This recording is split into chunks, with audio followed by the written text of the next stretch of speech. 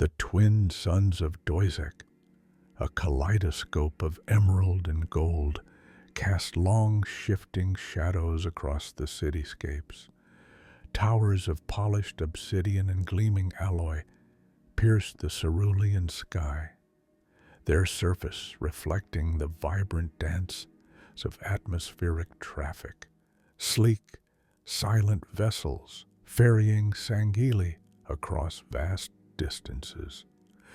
The air, crisp and clean, hummed with the barely perceptible thrum of advanced energy conduits, a constant symphony beneath the chatter of millions. Arcologies, meticulously designed ecosystems of vertical farms and residential zones, spiraled towards the heavens, their upper reaches often shrouded in the wisps of high-altitude clouds. Below, sprawling plazas pulsed with life, merchants hawking exotic fruits and intricate crafts, scholars debating ancient texts beneath the shade of towering luminous flora, and warriors, their armor polished to a mirror sheen, moving with an innate grace that spoke of generations of disciplined training. Doizek was a jewel, a testament to Sangheili ingenuity and their unwavering pursuit of knowledge and societal perfection. From the highest balcony of the Kaidan's citadel, a young Ilara, barely past her adolescent molt, gazed out at this breathtaking panorama. Her vision was not limited to the sprawling city below. Her eyes, keen even then, sought the distant pinpricks of light in the velvet expanse above. The stars, countless and enigmatic, whispered promises of untold wonders, of civilizations yet to be discovered, of challenges yet to be overcome. She often spent hours here, a small figure silhouetted against the grandeur of the setting suns, her mind alight with questions that few adults seem to ponder. What lay beyond the familiar constellations? What secrets did the void hold? The elders spoke of the ancestors, of their wisdom and guidance, but Ilara found herself drawn more to the future, to the infinite possibilities that lay beyond the known. A soft breeze ruffled the fine hair on her scalp, carrying with it the scent of blooming night lotus from the terraced gardens below. The burden of leadership, the weight of a Kaidan's responsibilities, felt impossibly distant to her then, a faint echo from a future she couldn't yet comprehend. All that mattered was the boundless expanse above, a canvas for her youthful dreams. In the opulent council chambers below, Kaidan Theron, his carmine armor gleaming under the soft glow of the data panels, addressed a gathering of his peers, his voice resonant and firm, echoed with the quiet confidence of a leader who had known only prosperity. For generations, Doizek has flourished, he declared, his gaze sweeping across the faces of the assembled leaders. Our sciences advance, our culture thrives, and our warriors stand ready to defend our borders against any perceived threat. The peace we enjoy is not merely a gift. It is the culmination of diligence, foresight, and the unwavering dedication of our people. An elder Kaidan, Ral Volir, a seasoned veteran whose lineage stretched back to the founding of the first city, nodded slowly. Indeed, Theron, our prosperity is a beacon, yet the stars remain largely unexplored. Our probes report only silence, an empty canvas waiting for our touch. His voice, raspy with age, carried a subtle undercurrent of ambition, a longing for something more than mere maintenance of the status quo. Theron turned to him, his mandibles flaring slightly in thought. Patience, Ral. Our forges continue to churn out vessels of unparalleled speed and resilience. Our navigators are charting new jump routes, pushing the boundaries of our known space. But expansion must be measured, deliberate. We do not seek conquest for conquest's sake, but understanding, knowledge, and if the ancestors deem it so, alliance. He believed in the Sangheli way, honor, strength, and a deep reverence for the unknown, tempered by a cautious approach to the alien. The idea of outright subjugation, of forcing their will upon others, felt crude, anathema to the refined ideals of Doizak. The council debated late into the cycle, their voices a symphony of reasoned arguments and strategic proposals. The conversation revolved around resource allocation, the ethics of first contact protocols, and the potential impact of new discoveries on Doisak's carefully balanced society. There was a palpable excitement in the air, a collective anticipation of the next great leap for their civilization. They spoke of a future where Doizak would stand as a guiding light, a center of innovation and diplomacy in a galaxy teeming with life. The notion of a grand, unifying purpose, a destiny beyond their individual systems, was a powerful, unspoken current beneath their discussions. Ilara, having retreated to her private quarters, still felt the pull of the stars. She had overheard snippets of the council's discussions, the talk of expansion, of new frontiers. While the elders spoke of cautious exploration, her young heart yearned for a more immediate connection, a direct encounter with the mysteries that lay beyond their reach. She traced the lines of a star chart projected onto her chamber wall, her finger lingering on a distant, uncharted nebula. What if there were other intelligent beings out there? Would they be friend or foe? Would they share Doisak's values or challenge them? The questions were endless, and her thirst for answers felt insatiable.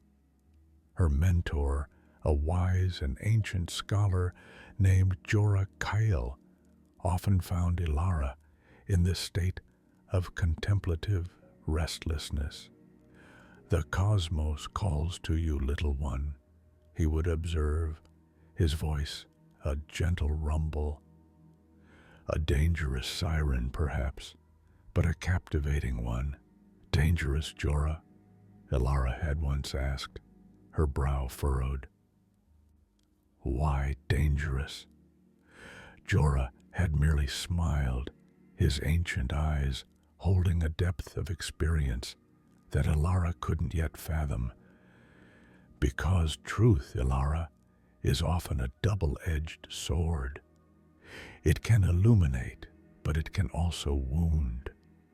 And the universe, in its boundless wisdom, holds many truths that our minds are not yet prepared to comprehend."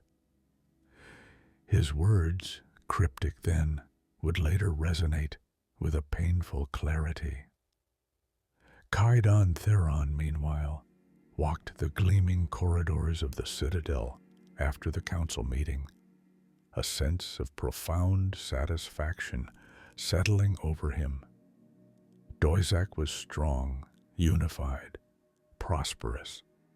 He had seen to it that their people were well fed, their cities secure, their pursuit of knowledge unhindered.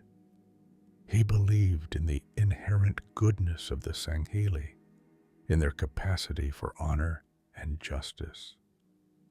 The Sangheli were a noble species destined for greatness, and he, Theron, was a proud steward of that destiny. He envisioned a future where Dvorak, through peaceful exploration and judicious alliance, would become a shining example for all intelligent life. The very thought filled him with a quiet pride. He was a man of his word, a leader who valued tradition and stability, a Kaidan who believed deeply in the foundational tenets of his society: truth, honor, and duty. He would never betray his people, and he expected the same from all he encountered. His thoughts drifted to his young ward, Ilara. She possessed a rare intellect, a curiosity that bordered on restless ambition. He saw in her the potential for greatness, a future leader who would guide Dvorak into an even brighter era. But he also perceived a nascent idealism, a youthful lack of awareness regarding the darker complexities of galactic politics. He hoped to temper that idealism with wisdom, to prepare her for the inevitable challenges that lay ahead. He knew the universe was not always as benign as Dvorak's placid skies, but he also believed in the Sangheli's ability to overcome any adversity through strength and unity. Little did Theron know, the silence of the void was about to be broken. A faint, almost imperceptible blip had appeared on the outer reaches of Dvorak's long-range sensors, a single, unknown vessel, moving with an impossible speed. It was a discovery that would shatter Dvorak's tranquil existence, challenge every deeply held belief, and set in motion a chain of events that would forever alter the destiny of the Sangheli. The comforting lie of their singular greatness, of their unchallenged dominion over their corner of the galaxy, was about to unravel. The burden of a devastating truth, cloaked in promises of a great journey, was on its way, destined to land squarely on Dvorak's gleaming towers, and with it, the insidious cycle of betrayal would begin to spin, slowly at first, then with a devastating momentum that would consume generations. A starfall of purple, the midday sun, a brilliant sapphire in Dvorak's cerulean sky, cast long crystalline shadows across the city of crystalline spires. Ilara, perched on a sky bridge overlooking the bustling port, watched the sleek silver craft of the Dvorak defense fleet cut through the air, their energy trails shimmering like ephemeral banners. Her heart, usually a steady drumbeat of quiet ambition, now thrummed with an unfamiliar disquiet. A strange tremor had run through the planet's magnetic field sensors just moments ago, a ripple that no natural phenomenon could explain.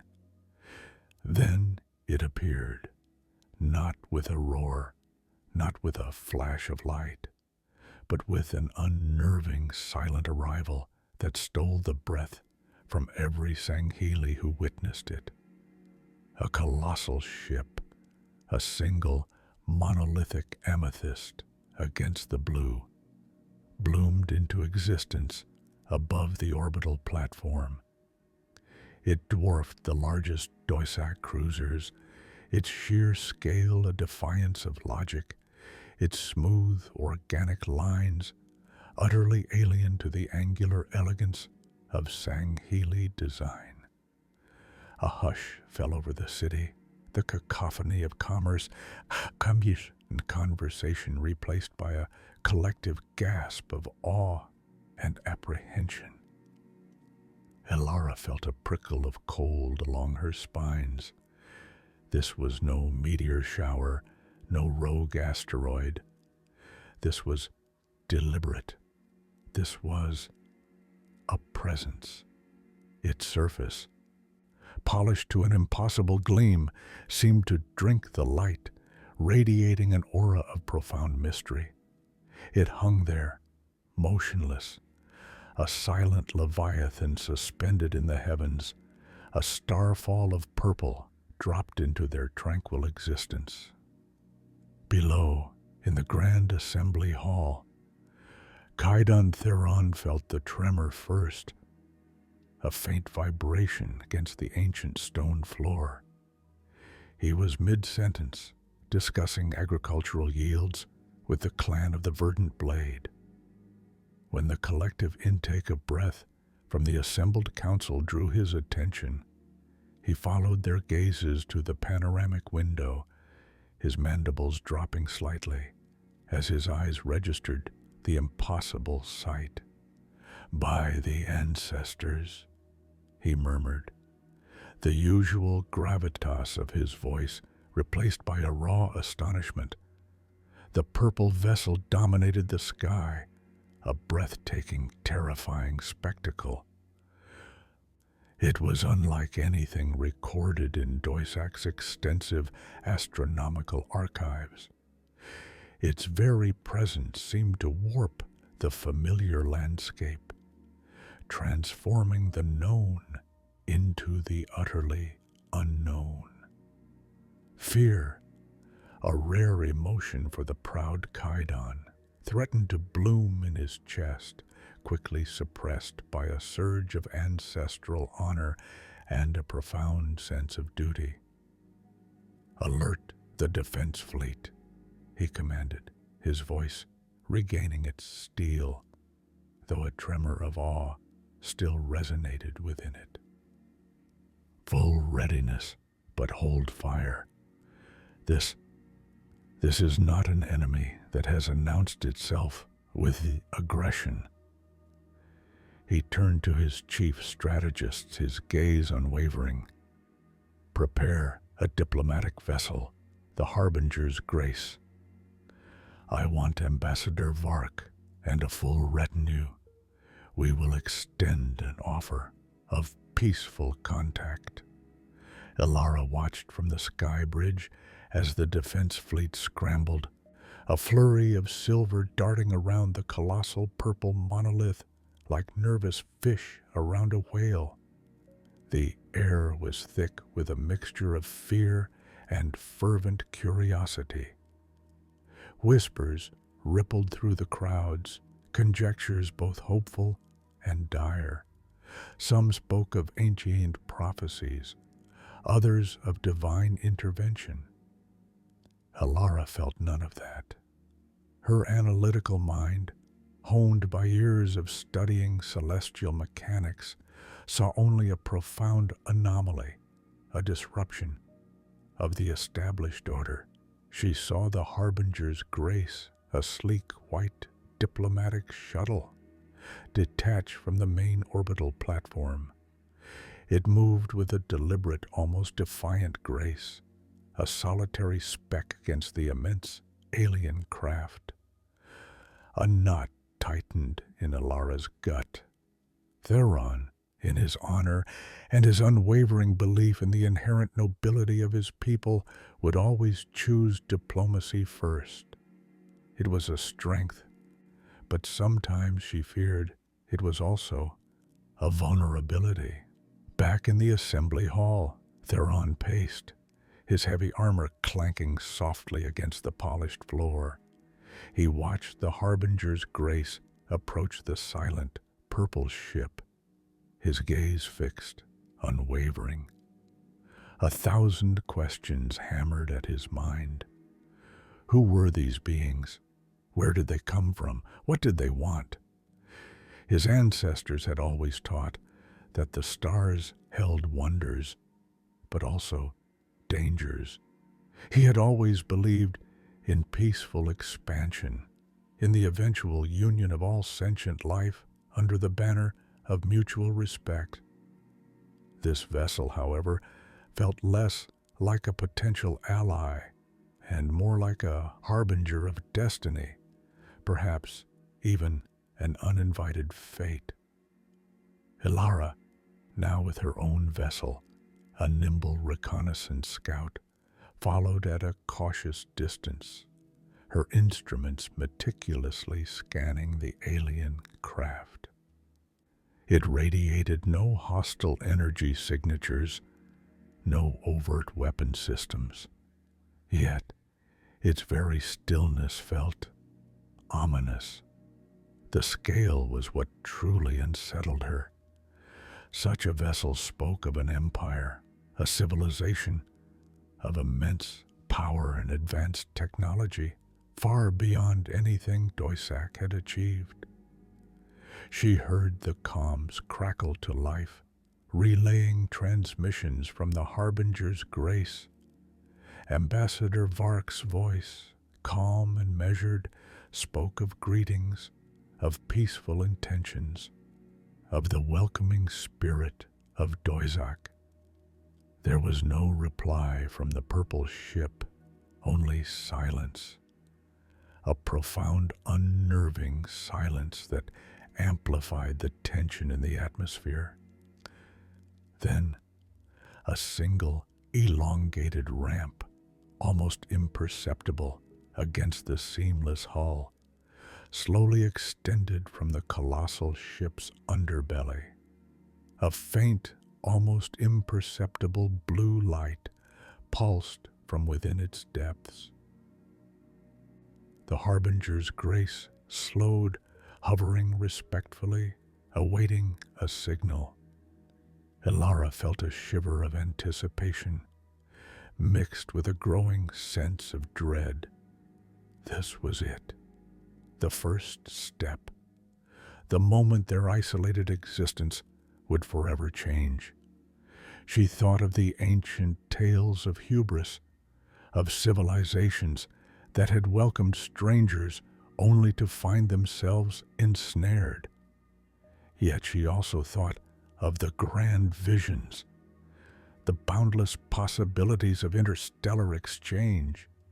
The balance felt impossibly delicate, poised on the knife edge of a single, monumental decision. Kaidan Theron, watching the scene unfold from the grand assembly, felt a profound weight settle upon his shoulders. This first contact, this silent opening of a gateway, would define their generation. His heart swelled with both pride and a nascent, unsettling anxiety. He had always believed in the truth, in the directness of purpose, and in the strength of their honor. Yet a faint, unsettling whisper of intuition, a chilling premonition, brushed against his mind. What if the truth they sought was not what these beings offered? What if the path they were about to embark upon, under the guise of enlightenment, was instead a profound deception? The comfort of their known world was about to shatter, and he, Theron, would be the one to open the door to whatever lay beyond.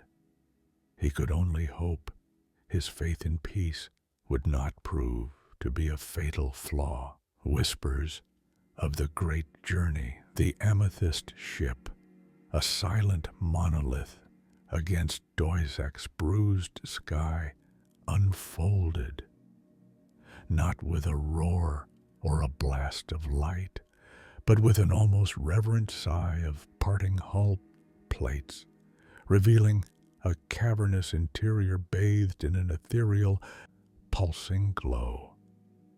A ramp, iridescent and impossibly smooth, extended from its underbelly, touching the scorched earth of Doisac with an alien grace. Gaidon Theron stood rigid beside Ambassador Vark, his hand never straying far from the hilt of his energy sword.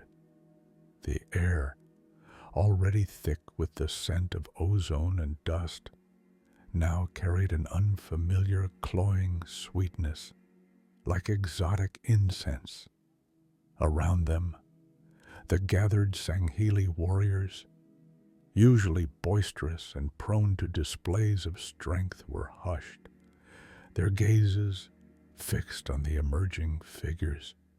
Even Ilara, observing from her scout's elevated perch, felt a strange prickle on her skin, a premonition of something profound and irrevocably altering.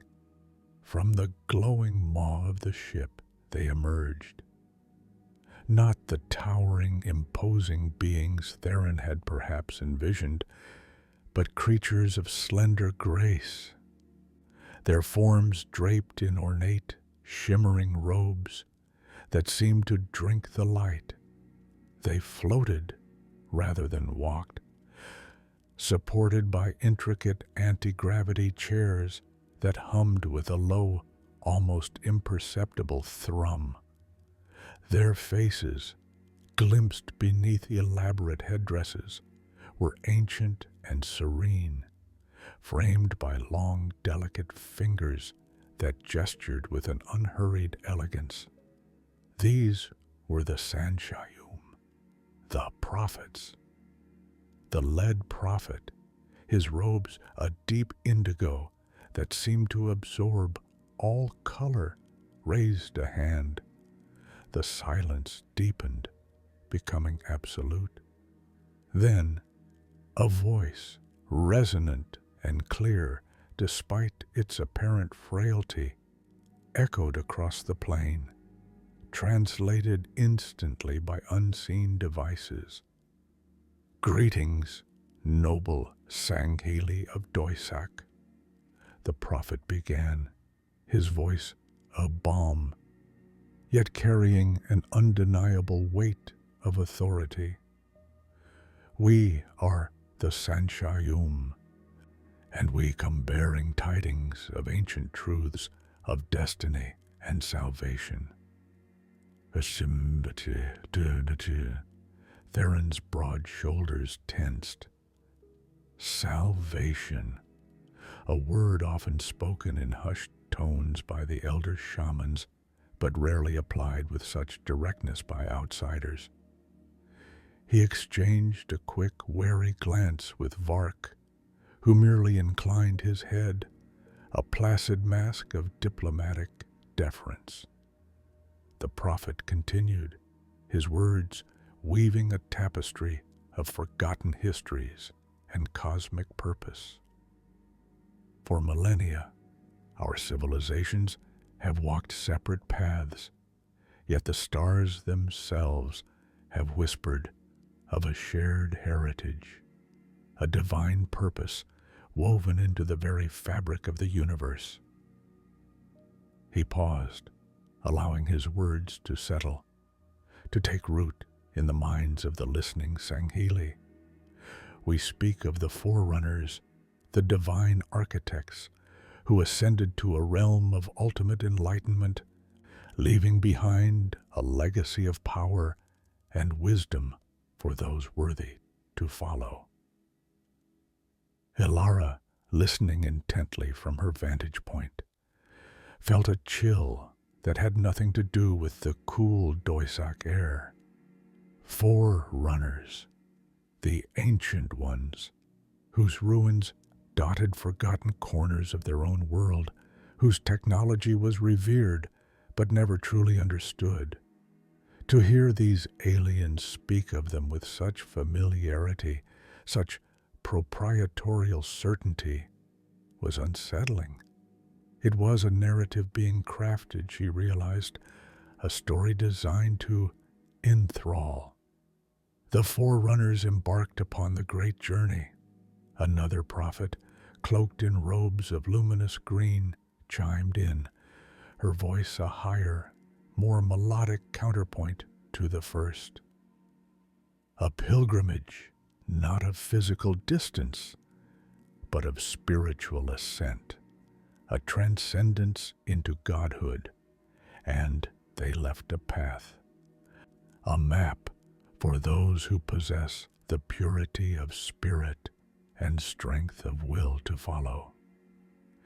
As if on cue, a quartet of smaller, heavily robed figures emerged from the ship, bearing aloft objects that pulsed with an inner light. They were relics, undeniably ancient, crafted with a grace and complexity that spoke of a civilization far beyond anything known to the Sangheli.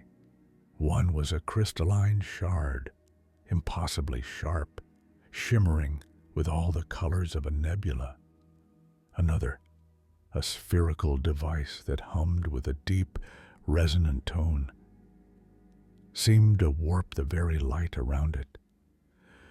These, the lead prophet intoned, his voice swelling with renewed power, are but fragments of their glory, keys to unlock the mysteries of the universe. We, the Sanshayum, have been granted the sacred trust to guide those who seek this ultimate truth, to lead them on the great journey.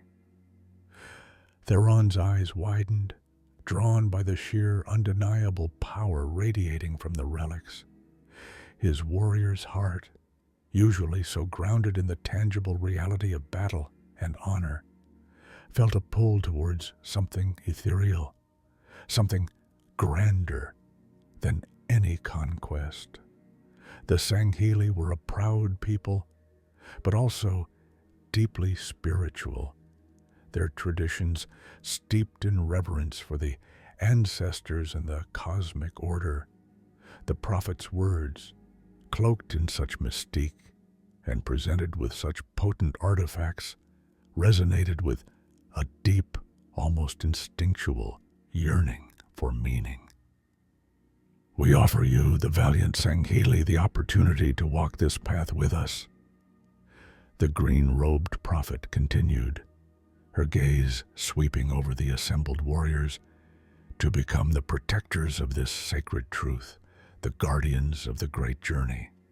Together, we shall forge an alliance unlike any the galaxy has ever known, an alliance founded on shared purpose and divine destiny.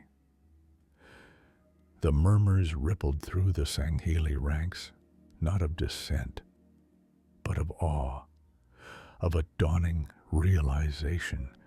This was not a plea for assistance, nor a demand for resources. This was an invitation to something monumental, a chance to be part of a cosmic epic. The idea of the forerunners, once distant and enigmatic, was now being woven into a compelling narrative of shared destiny, a unifying purpose that promised not just power, but enlightenment. Ilara watched Theron, her heart a heavy stone in her chest. She saw the light in his eyes, the almost imperceptible straightening of his already proud posture. He was captivated, she realized, drawn in by the grandiosity, the promise of a something beyond the mundane struggles of Doizak. The prophets weren't just offering an alliance. They were offering a myth, a belief system that could unite and elevate. But at what cost? She remembered the silence of their arrival, the unsettling calm before this dazzling display. She sensed the insidious truth hidden beneath the glittering lies, the burden of a knowledge that would one day shatter the comfort of this newfound purpose. The lead prophet extended a hand, a gesture of peace and invitation. "Join us," sang Healy. "Join us on the great journey, and together we shall inherit the stars." Theron stepped forward, his gaze locked on the prophet. He was a warrior, a leader, and now he was being offered a chance at something transcendent. The thought of their ancestors, their struggles, their triumphs, all coalescing into this magnificent purpose, was intoxicating. He felt the weight of his people's hopes, their inherent desire for honor and meaning. The prophets had not demanded, they had inspired. They had not threatened, they had promised. As Theron moved, a single sharp thought pierced Ilara's mind. They have given us a beautiful lie, and we, in our yearning, are poised to embrace it. The foundation of what would become the covenant was being laid, not with force, but with the seductive whisper of divine purpose, a whisper that promised to reshape their entire civilization and perhaps doom it. The cycle of betrayal, she knew, had just begun. The call to covenant, the amethyst ship, a silent testament to alien ingenuity, dominated the Doisak sky, casting long, bruised shadows across the ancient stone amphitheater where the Sangheli Council convened. A hushed anticipation clung to the air, thick and palpable, a stark contrast to the usual boisterous debates. Kaidan Theron, seated at the head of the crescent table carved from obsidian, surveyed his peers, their faces, etched with a mixture of awe and skepticism, reflected the profound weight of the prophet's proposal. Theron cleared his throat, the sound resonating through the chamber. "We have heard the Sanshai They offer knowledge, technology, and a path to what they call godhood through the great journey. An alliance, they say, that will elevate us beyond our current understanding." He paused, allowing the gravity of his words to settle. "What say you, my brothers and sisters?" A ripple of low murmurs spread, quickly coalescing into a chorus of impassioned voices. Many were eager, their mandibles clicking in excitement. The promise of advanced weaponry, of unraveling the universe's mysteries, was a siren song to a species driven by honor and a relentless pursuit of martial and intellectual mastery. Among the first to rise, his frame practically vibrating with zeal, was Xylos, a young but respected commander, known for his unyielding optimism and fierce loyalty to Theron. "Kaidan," he boomed, his voice echoing with youthful fervor. "This is the destiny we have sought. For too long, we have been confined to Doisak. Our potential bridled. The forerunners, these ancient gods, left a path, and the Sanshayum have found the key. Imagine the power, the enlightenment we can achieve together, to walk among the stars, not as mere explorers, but as inheritors of a divine legacy." His words ignited a spark in many. Murmurs of agreement swelled, punctuated by enthusiastic nods. The vision Xylos painted was undeniably alluring, a future of unparalleled glory, shared purpose, and ultimate transcendence. He spoke of the Sanshayum as benevolent guides, their wisdom a beacon leading the Sangheli to a grander existence. Theron watched Xylos, a flicker of pride in his eyes. He understood the young warrior's enthusiasm, felt a similar pull himself. The idea of a universal purpose, a divine mandate, resonated deeply with the Sangheli's inherent spiritual leanings and their structured society. It offered a comforting narrative, a grand design that explained existence and promised ultimate reward. But across the table, Ilara remained silent, her gaze fixed not on Xylos, but on the shifting patterns of light cast by the amethyst ship filtering through the chamber's high windows. Her usual keen focus was turned inward, a knot of disquiet tightening in her gut. She listened to the fervent arguments, the appeals to honor and glory, the seductive whispers of power, and a single chilling thought echoed in her mind. A beautiful lie. She had seen it in the prophet's eye. Not malice, but a calculated, almost serene conviction that bordered on fanaticism. Their words were honeyed, their gestures grand, yet something felt incomplete, as if a vital piece of the tapestry was being deliberately withheld, obscured by the shimmering threads of promised divinity. The Sanshayum had spoken of the forerunners with reverence, as gods, but had offered scant details beyond that. They presented relics, yes, but no true history, no context beyond the great journey. When Xylos finally sat, his chest heaving with the force of his conviction, the chamber settled into a tense quiet once more. It was then that Ilara rose, her movements deliberate, her presence commanding despite her smaller stature. Compared to many of the male Sangheli, a hush fell over the council, for Ilara's counsel was valued, often providing a counterpoint to the more impulsive male perspectives. Kaidan Theron, she began, her voice a low, resonant rumble that carried an undercurrent of caution. I hear the passion in Xylos's words, and I too am moved by the prospect of our people achieving new heights.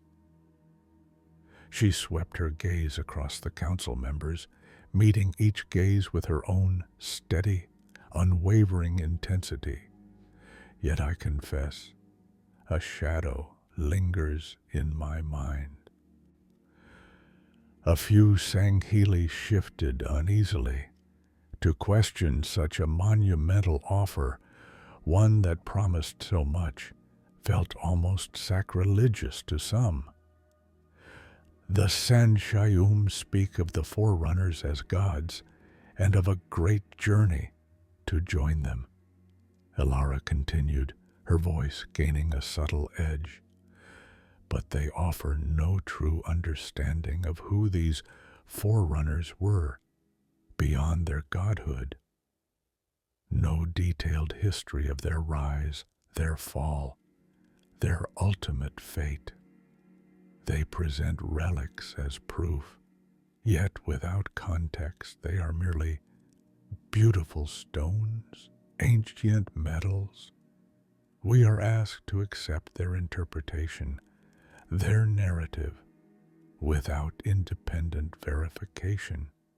We are asked to surrender our own understanding for theirs, to abandon our own path for one laid out by strangers. Xylos, ever quick to defend, started to rise, but Theron raised a hand, silencing him. He knew Ilara's wisdom was hard-won, her insights often prescient. They speak of enlightenment. Ilara pressed on, her voice imbued with a quiet intensity. But true enlightenment begins with truth, not with unquestioning faith. What if this great journey is not what they claim? What if their interpretation of these forerunner artifacts, of this divine path, is flawed, or worse, intentionally misleading? A ripple of unease spread through the chamber. Ilara had dared to voice the unspoken fear, the nagging doubt that gnawed at the edges of their collective excitement. To be misled, to be betrayed, was anathema to Sangheli honor. They offer unity, technology, and a shared destiny, Ilara conceded, acknowledging the powerful appeal. But at what cost? Do we trade our autonomy for their guidance? Our critical thought for their divine pronouncements? We have always forged our own path, fought our own battles, sought our own understanding of the universe. To simply accept a narrative, however comforting, without rigorous examination, feels unsangheli. Her words hung in the air, a stark counterpoint to Xylos's fervent idealism. The burden of truth, she knew, was often heavy, especially when compared to the comforting embrace of a beautiful lie. The prophet's tale offered purpose, a grand narrative that could unify disparate clans and elevate them. Her quiet apprehension, however, hinted at a deeper, more painful reality that might shatter that very unity. Theron met Ilara's gaze, a flicker of appreciation for her foresight, even as he wrestled with the implications. He respected her caution. But the allure of the prophet's offer was immense, promising an end to internal strife and a glorious future for their species. The vision of a unified Sangheli ascending to godhood was a powerful motivator, one that demanded a leap of faith. He could see the truth in Ilara's words, the logic of her caution, yet the comfort of the prophet's lie, the promise of purpose and power, was a powerful current pulling at him, at all of them. "Your caution is noted, Ilara," Theron finally said, his voice measured. He turned his gaze to the assembled council. "But we stand at a precipice. A choice lies before us: to cling to our solitary path, or to embrace this alliance, this covenant, and potentially unlock a future beyond our wildest dreams. The Sanshayum await our answer." The chamber fell silent once more, the weight of the decision pressing down on every Sangheli present. The amethyst ship outside pulsed softly, a silent cosmic heartbeat, beckoning them towards a destiny both dazzling and terrifying. The seeds of both salvation and betrayal had been sown, and the Sangheli stood poised on the brink of a choice that would echo through millennia, years of unified might. The great hall of Doisak held its breath, absorbing the weight of destiny. Kaiden Theron's final vote, delivered with grim resolve, solidified their path. The Sangheli would join the covenant. The seductive whisper of the great journey, the promise of godhood, had eclipsed Ilara's fervent warnings. Xylos, eyes ablaze with triumph, clapped Theron's shoulder, a silent salute to shared victory. But for Ilara, a cold knot tightened in her gut, a premonition of sorrows yet to unfold. Years blurred into a relentless cascade of conquered star systems and subjugated species, the Covenant's glorious empire expanding with unyielding zeal. The Sangheli, embodying their warrior spirit, became the iron fist of this burgeoning galactic power. From the arid plains of Patmos, where plasma blades carved through entrenched defenses, to the shimmering ice caves of Xylo, where aerial prowess shattered enemy fleets, their might was absolute. They were the spearhead, the vanguard, their defiant cries echoing across countless battlefields. Honor bloomed in rivers of blood, prestige in the ashes of civilizations. Their sleek, deadly ships carved trails of destruction through the void, bathed in the luminous blue of energy shield. The scent of ozone and triumph became as familiar as the air of Doisak itself. Ilara, now Kaidan of her own clan, observed this relentless expansion with a weariness that etched lines around her watchful eyes. From the observation deck of the Blade of Doisak, a cruiser now bearing her clan's insignia, she watched a newly subjugated world burn beneath them. Once a vibrant tapestry of alien life, the planet was now a desolate testament to Covenant unity. Sangheli warriors, her own kin, moved with ritualistic efficiency, herding survivors into massive holding pens. Their faces, once capable of nuanced emotion, now bore the hardened, impassive mask of relentless duty. They were magnificent, undeniably, yet something vital seemed to have been extinguished in their pursuit of glory. The shared destiny, the great pilgrimage, had brought power, but at what cost to their souls?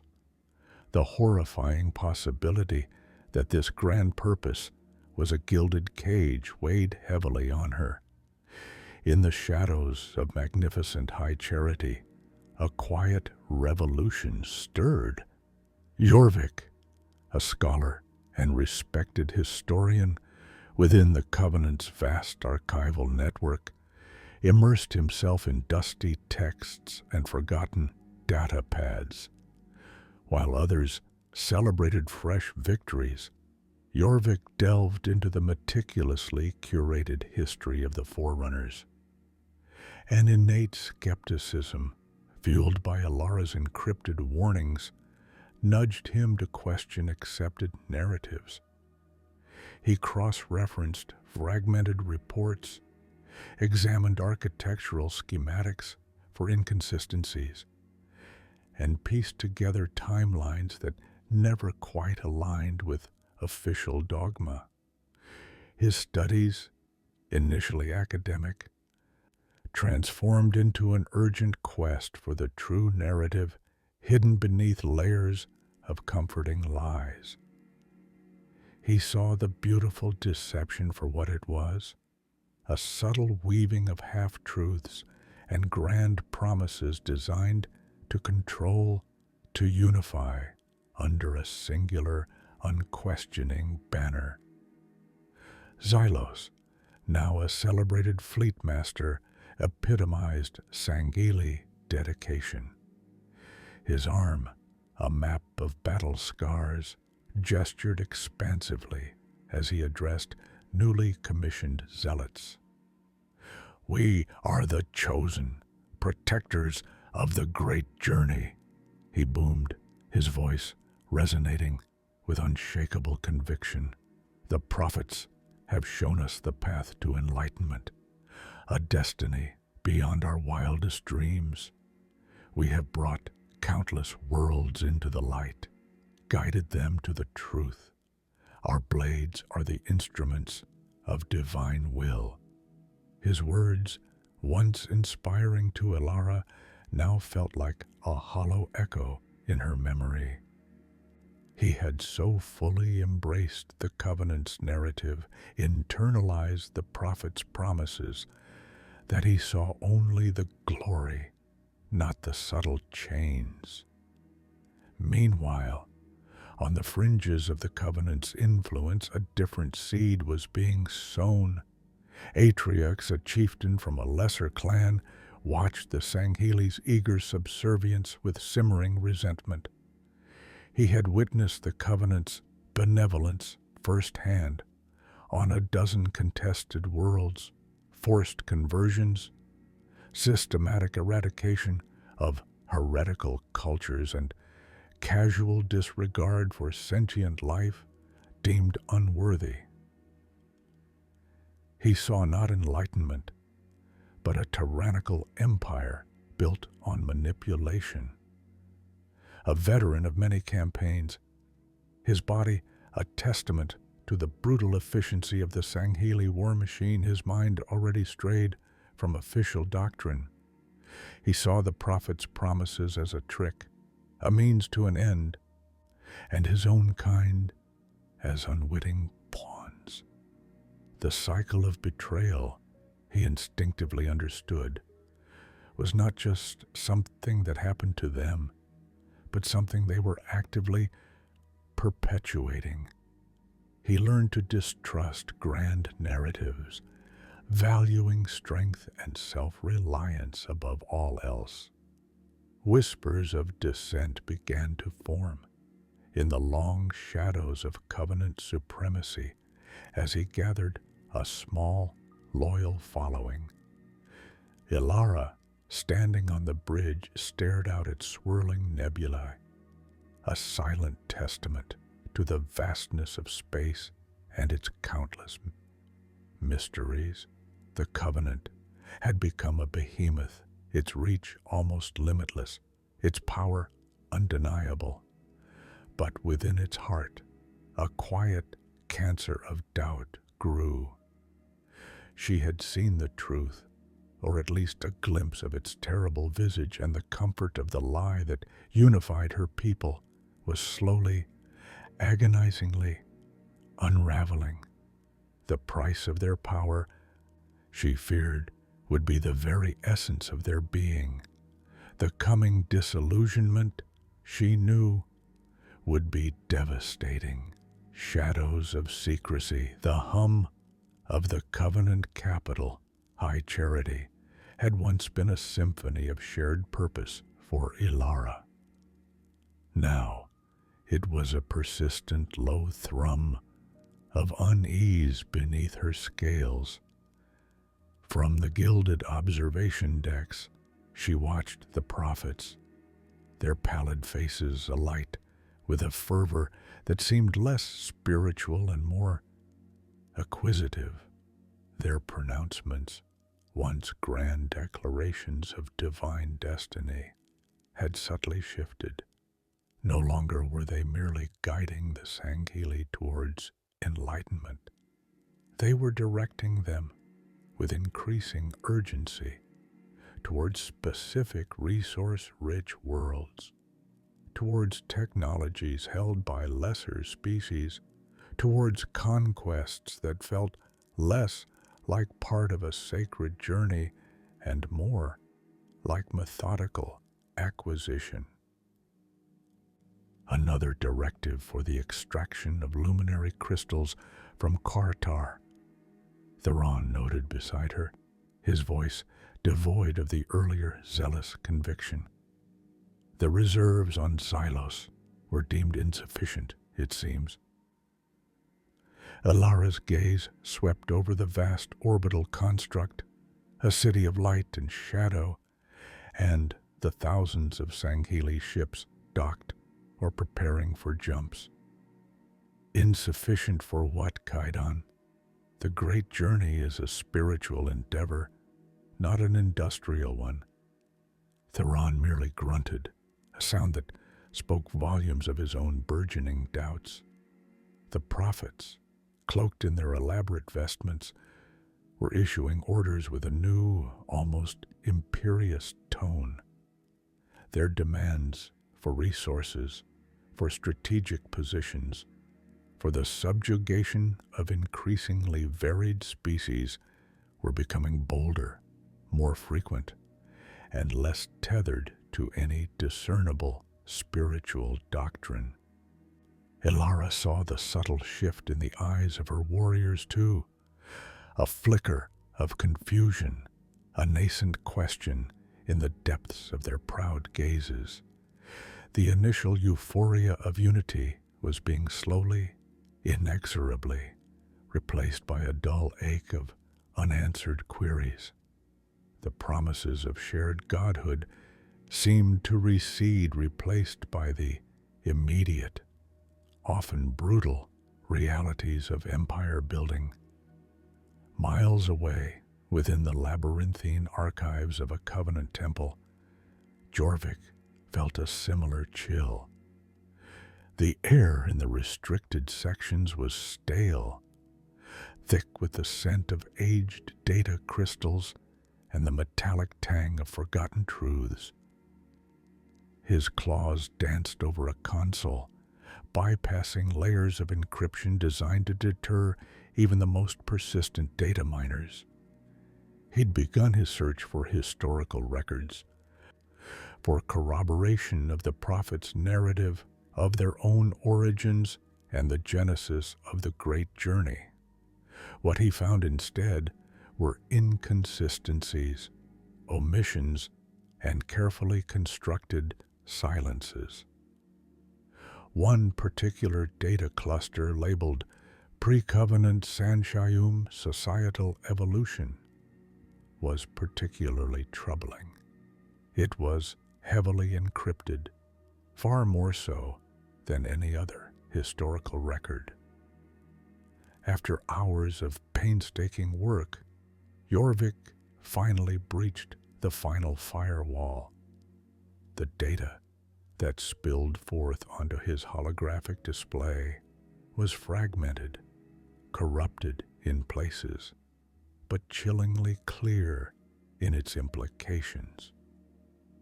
There were references to ancient technologies, misinterpretations of Forerunner relics, and, most damning, a series of internal memoranda between prophet leaders discussing the strategic utility of a shared theological framework for unifying disparate species.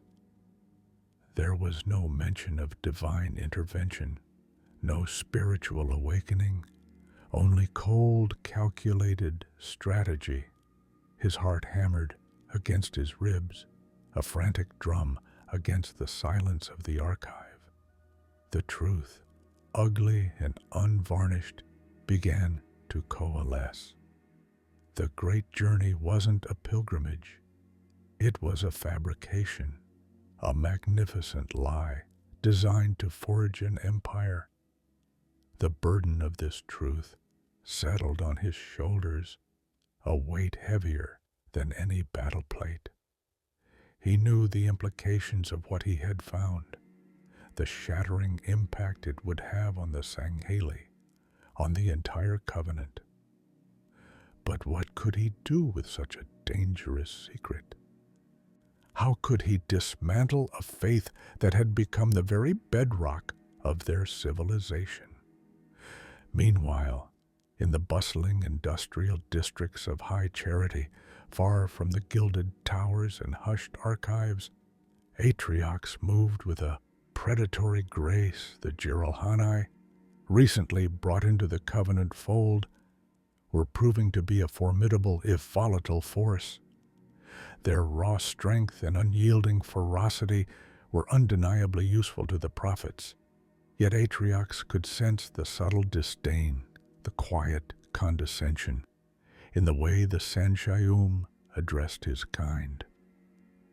He saw it in the sidelong glances, the dismissive gestures, the assignments to the most brutal and thankless campaigns. He was making his way through a processing plant, overseeing the deployment of Jiralhanae shock troops to a new front, when he encountered a high prophet. The prophet, clad in shimmering silks, stood amidst a retinue of subservient Ungoi, inspecting a newly forged energy weapon. "Your brutes are effective, Atriox," the prophet purred, turning his ancient wrinkled face towards the Jiralhanae chieftain. His voice was a thin, reedy sound that grated on Atriox's ears. "Though their methods lack a certain finesse, we expect more discipline from the hand that wields the divine wrath." Atriox's massive frame stiffened. His fur bristled, and a low growl rumbled in his chest, barely suppressed. "Our methods are efficient, prophet. We break what needs breaking." His gaze, sharp and unwavering, fixed on the prophet's pale eyes. "Discipline comes with respect. It is earned, not simply demanded." The prophet's smile faltered, replaced by a fleeting expression of irritation. His eyes narrowed, and for a moment, Atriox saw not a divine leader, but a cunning politician, accustomed to unquestioning obedience.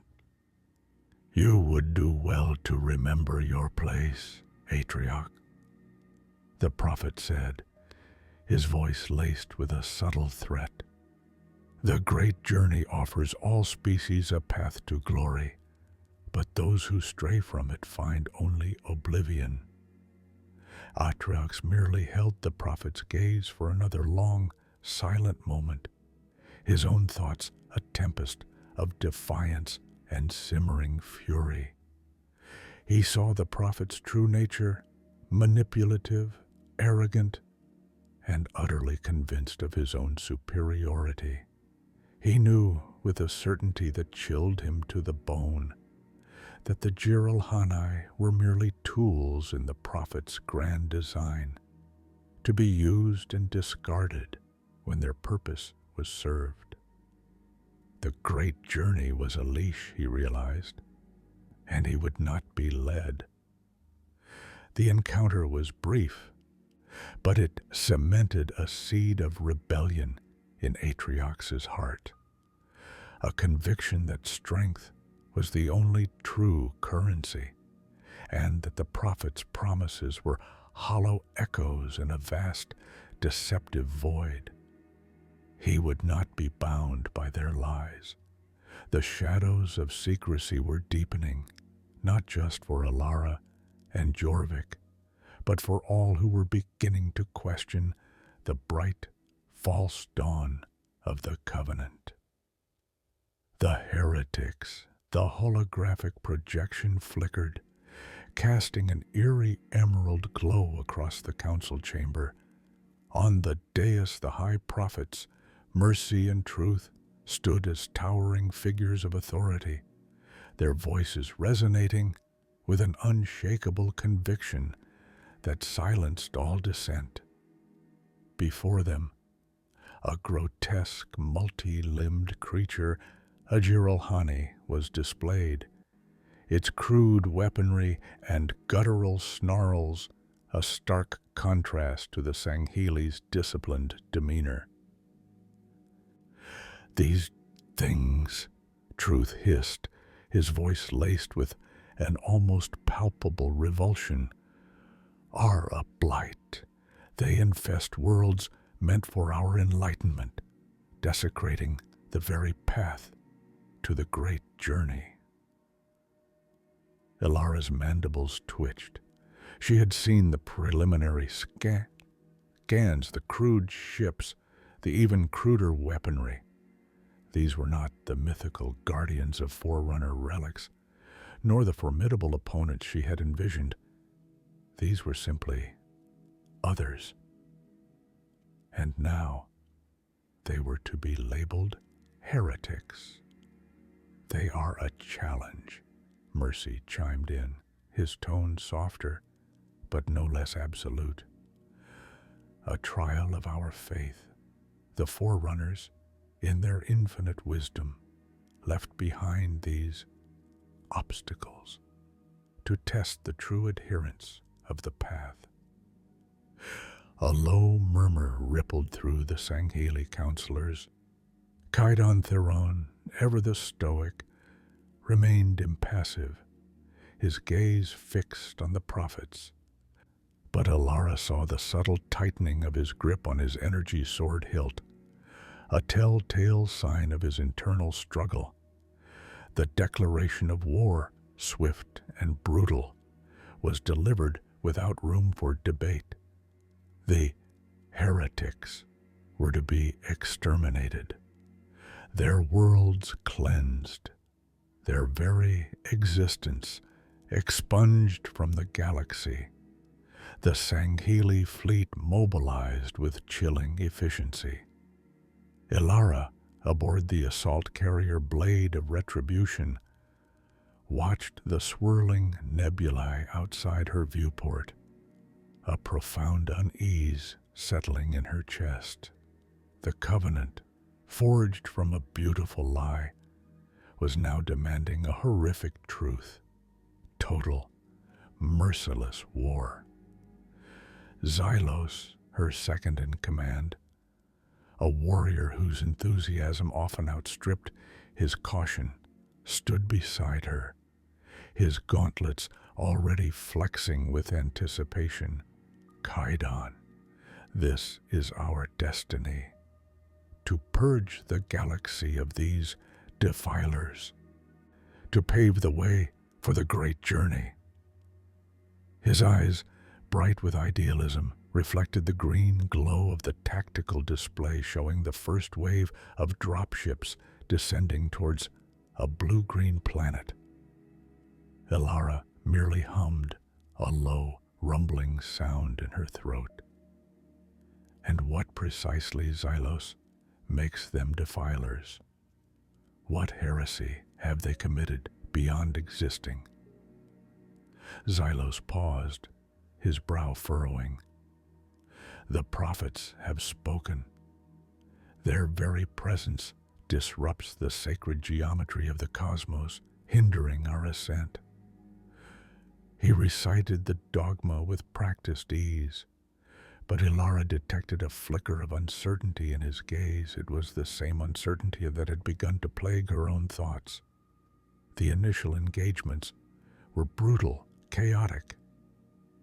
The heretic, as the prophets so blithely called them, fought with a ferocity that belied their technological inferiority. They were resourceful, adapting to the Covenant's superior firepower with desperate, suicidal charges. Ilara saw Sangheli warriors, veterans of countless skirmishes, fall to crude projectile weapons, their elegant armor shattered by kinetics rather than plasma. On the surface of the contested world, dubbed Reach by the enemy, Xylos led his detachment into a maelstrom of fire. He moved with a dancer's grace, his energy soared a shimmering arc of destruction against the enemy's drab uniforms. He cut down human soldiers with ruthless efficiency, their desperate cries echoing in his comms. He felt the exhilaration of battle, the thrill of proving Sangheli dominance. Yet, a sliver of doubt, a tiny shard of Ilara's questioning pricked at his conscience. These beings, these heretics, fought not with the fanaticism of a cult, but with the raw, primal urge to protect their homes, their families. Was that truly heresy? Back on the blade of retribution, Ilara pored over the reports, her mandibles clicking in frustration. The casualty count for the Sangheli was higher than anticipated. The prophets, however, seemed unmoved. Their sermons grew more fervent, their pronouncements of humanity's inherent evil more absolute. There were no negotiations, no attempts at understanding, only annihilation. Theron, after a particularly grueling ground engagement, where his own detachment suffered heavy losses, sought out Ilara in her quarters. His armor was scarred, his breathing heavy. "Kaidan," he began, his voice gravelly. "The prophets demand a faster pace. They speak of unwavering faith and divine judgment. Yet these humans, they do not break. They die, yes, but they do not break." Ilara turned from the viewport, her gaze piercing. "And what of their heresy, Theron? Has any of the prophets' grand pronouncements truly explained why they must be eradicated? Or merely that they must be eradicated?" Theron's broad shoulders slumped slightly. "We were told they defile sacred Forerunner sites, that they impede the great journey." He recited the official line, but his eyes, usually so resolute, held a flicker of uncertainty. "Yet our reconnaissance has found no such defilement. Only human settlements, factories, even what appears to be crude scientific outposts." "Exactly," Ilara affirmed, her voice low. "No grand, cosmic affront. No direct challenge to our gods, just a species existing like any other, and suddenly they are the greatest threat to our salvation." The burden of this nascent truth weighed heavily on Ilara.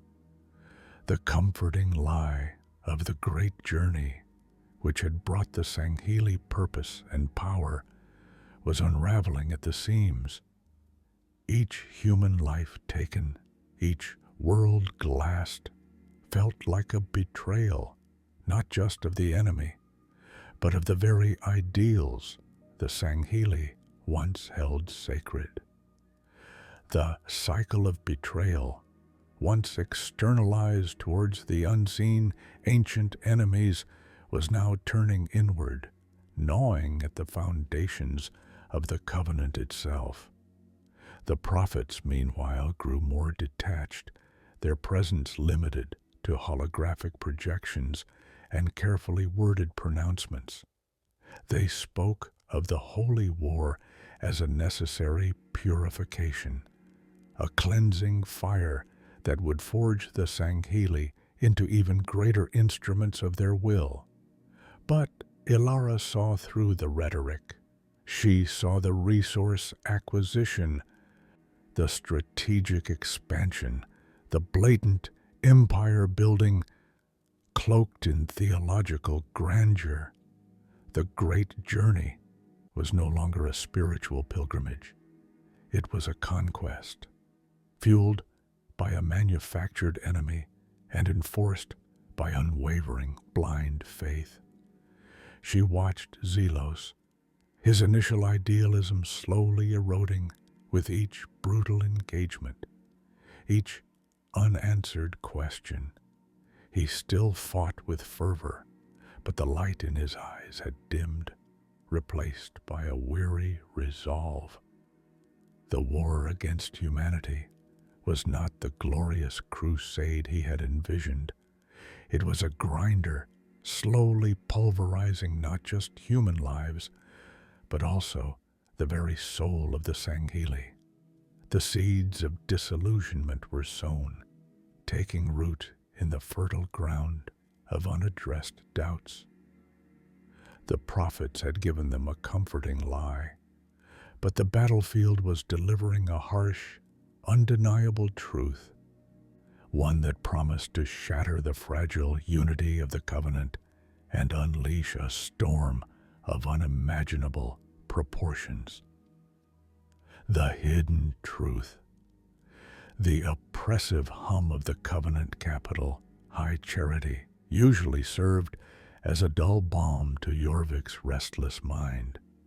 But today it was a persistent thrum of annoyance, a constant reminder of the grand orchestrated lie he suspected. For cycles, he had spent his nights in the vast forgotten archives beneath the gleaming spires, meticulously cross-referencing ancient Sangheli star charts with the Sanshayum's official cosmological texts. His fingers, usually stained with ink, now bore the dust of forgotten ages as he traced glyphs on crumbling scrolls and manipulated holographic projections of celestial bodies. His pursuit was not sanctioned. The prophets, particularly Truth, had made it clear that the study of pre-covenant history was a distraction from the great journey. But Jorvik, with his quiet skepticism and insatiable thirst for genuine knowledge, found their pronouncements increasingly hollow. The Sangheli Empire before the Covenant had been a beacon of scientific inquiry, not blind faith. He felt a deep ancestral ache to reclaim that intellectual heritage. Tonight, his diligence had yielded a faint, almost imperceptible lead. A discrepancy in the star charts, a stellar cluster listed as unreachable, dead world in Covenant records, yet marked with an ancient Sangheli waypoint suggesting advanced civilization. It was a needle in a haystack of fabricated history, but for Jorvik, it was a glaring beacon. Following the obscure coordinates, he bypassed multiple security protocols, his understanding of ancient Sangheli cipher far exceeding that of the clumsy Sanshayum guards. He descended into a section of the archives so deeply buried it felt as though he was entering the planet's core. The air grew heavy, thick with the scent of ozone and something metallic, unknown. He found it in a chamber sealed by a pressure lock that hummed with a dormant energy field. It wasn't a scroll or a data chip. It was a relic, an immense obsidian monolith, scarred with the passage of millennia. It pulsed with a faint, internal light, like a dying star. As Jorvik's hand brushed its smooth, cold surface, the monolith flared. Holographic projections erupted from its facets, shimmering with an ethereal glow. The images were disorienting at first, a vibrant tapestry of alien worlds, nebulae swirling in cosmic ballets, and then the familiar form of early Sangheli ships, sleek and formidable, traversing the void. But then came the shift, subtle and insidious. The projections showed the Sanshayum not as benevolent guides, but as observers, almost predators, watching the Sangheli with a calculating gaze. Then came the discovery of the Forerunner artifacts, presented not as a shared miracle, but a carefully orchestrated reveal. The monolith spun faster, projecting ancient texts in a language that predated even the earliest Sangheili written word, a precursor script that Jorvik had only ever seen in fragments. But the meaning was clear, brutally so. The great journey was not a path to godhood, but a carefully constructed narrative, a gilded cage designed to harness the Sangheili's unparalleled warrior spirit. The Forerunners were not waiting gods, but an extinct race whose technology the Sanshayum sought to exploit, and the Sangheili were simply the muscle to achieve that goal. The heretics were not enemies of the gods, but anyone who threatened the Sanshayum's dominion. The Sangheili homeworld, Doisak, was not blessed, but merely a convenient, resource-rich base. The projections dissolved, leaving Jorvik standing in the sudden gloom, the weight of the universe pressing down on him. The comforting lie that had given his people purpose, that had forged the mighty covenant, was a venomous deception. The truth was a sharp, unyielding blade, and it had just pierced the heart of everything he believed. He emerged from the archives hours later, the obsidian relic carefully concealed within a specialized containment unit he had salvaged. His gaunt face was etched with exhaustion, but his eyes burned with a fierce resolve. He knew he had to present this to Ilara and Theron. They were the Sangheili's truest leaders, their moral compass. The burden of this truth, he knew, would be immense. He found them in the war room, reviewing tactical readouts from the human front. The air was thick with the scent of stale battle reports and the metallic tang of frustrated ambition. Ilara, her brow furrowed in concentration, traced a finger across a holographic star map, while Theron, ever vigilant, stood sentinel beside her. The weight of the ongoing conflict was heavy in the room, a palpable pressure that mirrored the one in Jorvik's chest. Ilara, Kaidon Theron. Jorvik's voice was rough, unaccustomed to such urgency. I have something you must see. Ilara looked up, her keen eyes immediately registering the profound distress in Jorvik's usually impassive demeanor. Jorvik, what is it? Your face. You look as though you've seen the grave mind itself. Theron's posture stiffened. This is no time for scholarly distractions, Jorvik. The humans press us at every turn. Jorvik ignored Theron's dismissive tone. This is no distraction, Kaidon. This is everything. This is the truth behind the lies that bind us. He set the containment unit on the central table, its dark, polished surface reflecting the holographic projections of human fleet movements. With a practiced motion, he activated the monolith. The room was plunged into an eerie blue glow as the ancient relic flared to life. The same holographic images Jorvik had witnessed now filled the war room, swirling around the three Sangheili like spectral dancers. Ilara gasped, a sharp, choked sound. Theron, initially bewildered, watched with growing horror as the narrative unfolded. They saw their ancestors, noble and proud, being subtly guided towards the discovery of the Forerunner technology.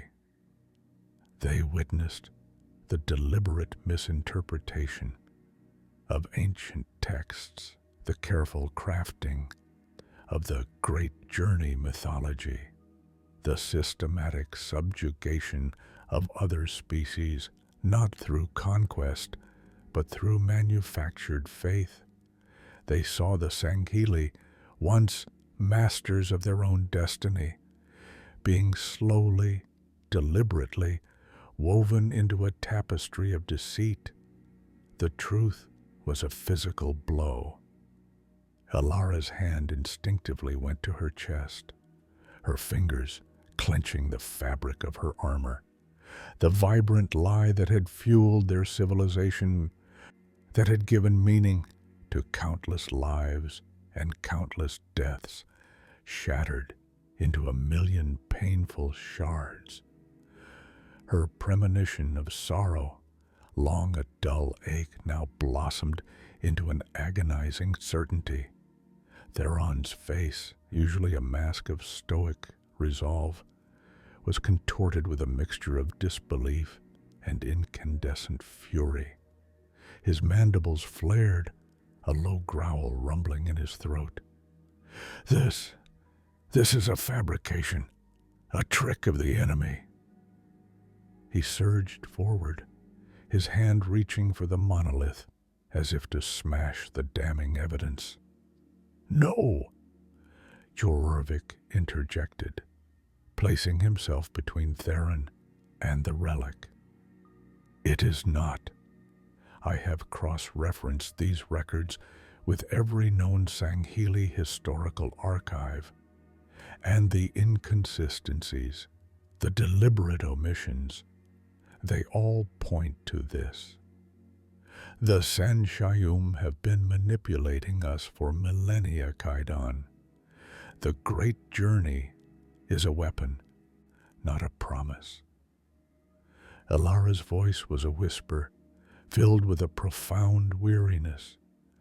"The humans, they are not heretics. They are fighting for their existence against an empire built on a lie. The weight of the countless Sanghili, lives lost in the name of this deception, pressed down on her, a leaden shroud. The casual brutality of the war, the ease with which the prophets had declared humanity anathema, suddenly made a horrifying kind of sense. It was not about faith, it was about power and the eradication of any who dared to question it. Theron stood frozen, his initial rage giving way to a chilling stillness. The implications of this revelation were staggering, a seismic shift that threatened to unmoor the very foundations of their society. The honor he had held so dear, the purpose he had dedicated his life to, was a carefully constructed illusion. The betrayal was absolute, a wound that would never fully heal. The once comforting lie of their divine purpose now felt like a suffocating shroud, while the harsh truth offered only the cold, liberating air of reality. This was not merely the shattering of a belief, it was the obliteration of their entire world view. The revelation, the air in the Covenant High Council chamber was always thick with the scent of burning incense and the low hum of energy fields, a constant reminder of the prophet's perceived divinity. Today, however, a different tension prickled the atmosphere. Alara stood at the dais, not in her usual position among the field commanders, but at the very center, Jorvik, a quiet shadow behind her, the obsidian monolith clutched in his arms. Kaidan Theron, his usually stoic face etched with a grim determination, stood by her side, a silent testament to the gravity of the moment. Before them, arrayed in a vast semicircle, sat the Sangheili leadership, seasoned commanders, venerated elders, and the eager younger warriors like Xylos, whose eyes, usually alight with martial fervor, now held a bewildered curiosity. Prophet of deceit, his iridescent robes shimmering, leaned forward from his throne, a practiced smile on his wrinkled countenance. "Commander Elara, it is unusual for you to request such an audience. Has some new strategy against the humans presented itself?" His voice, normally a soothing balm, held an edge of condescension. Elara met his gaze, her own unwavering. "No, Prophet. What I bring before this council today is far more critical than any battle plan." She gestured to Jorvik. "Scholar Jorvik has made a discovery, one that touches the very foundation of our covenant, our faith, and our war." A ripple of murmurs spread through the Sangheili ranks. Xylos, perched on the edge of his seat, leaned closer to a neighboring warrior. "What could be more critical than the great journey?" he whispered, his voice tinged with youthful indignation. Jorvik stepped forward, carefully placing the monolith on a pedestal that rose from the chamber floor. Its smooth, dark surface absorbed the light, radiating an ancient, almost oppressive silence. He activated the device, and a soft, ethereal glow emanated from within. Projections, swirling and indistinct at first, began to coalesce above the monolith, forming images that sent a chill down Elara's spine even in their second viewing. The first image was a stark contrast to the grandeur of High Charity. A desolate, sand-swept world, primitive structures dotting the landscape. Then, the figures of Sanshayum, not in their regal robes, but in simpler, more utilitarian attire, interacting with what appeared to be early Sangheili, their forms less refined, their movements more primal. The Sanshayum were not teaching, not guiding, but observing, their faces devoid of reverence, instead showing a calculating intensity. Jorvik's voice, usually soft, resonated with newfound authority. "This is a record, an ancient archive of the Sanshayum, hidden for millennia. It predates our covenant. It predates the supposed first contact as taught by the prophets." The images shifted, becoming more complex. Sanshayum engineers, not priests, were depicted manipulating strange energy conduits and ancient forerunner artifacts, not for worship, but for power. A sequence played showing a fleet of Sangheili warships, primitive by current standards, being led into a brutal, unwinnable conflict against an unseen foe, while Sanshayum strategists watched from afar, meticulously logging the results. "The great journey," Jorvik continued, his voice steady, "was not revealed to us by divine providence. It was constructed. The forerunner artifacts, which we were told were sacred relics of ascension, were instead tools, sources of immense power the Sanshayum coveted. Our belief in godhood was cultivated to serve their ambition. The chamber erupted. A roar of disbelief, anger, and confusion surged from the Sangheli. Xylos, his jaw slack, stared at the projections, his youthful idealism crumbling before his very eyes. The great journey, the bedrock of his existence, a lie. Prophet of deceit, his face now a mask of cold fury, rose from his throne. This is heresy, a blasphemous fabrication. This monolith is a deception crafted by those who seek to undermine our holy union. Prophet of mercy, usually the more composed of the two, also stood, his voice, usually smooth, now sharp with venom.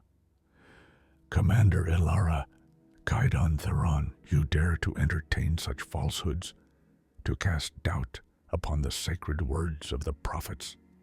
This scholar speaks a language of traitors. Theron stepped forward, his hand resting on the hilt of his energy sword, a subtle but unmistakable gesture of defiance. Prophets, the evidence speaks for itself. These are not simple images.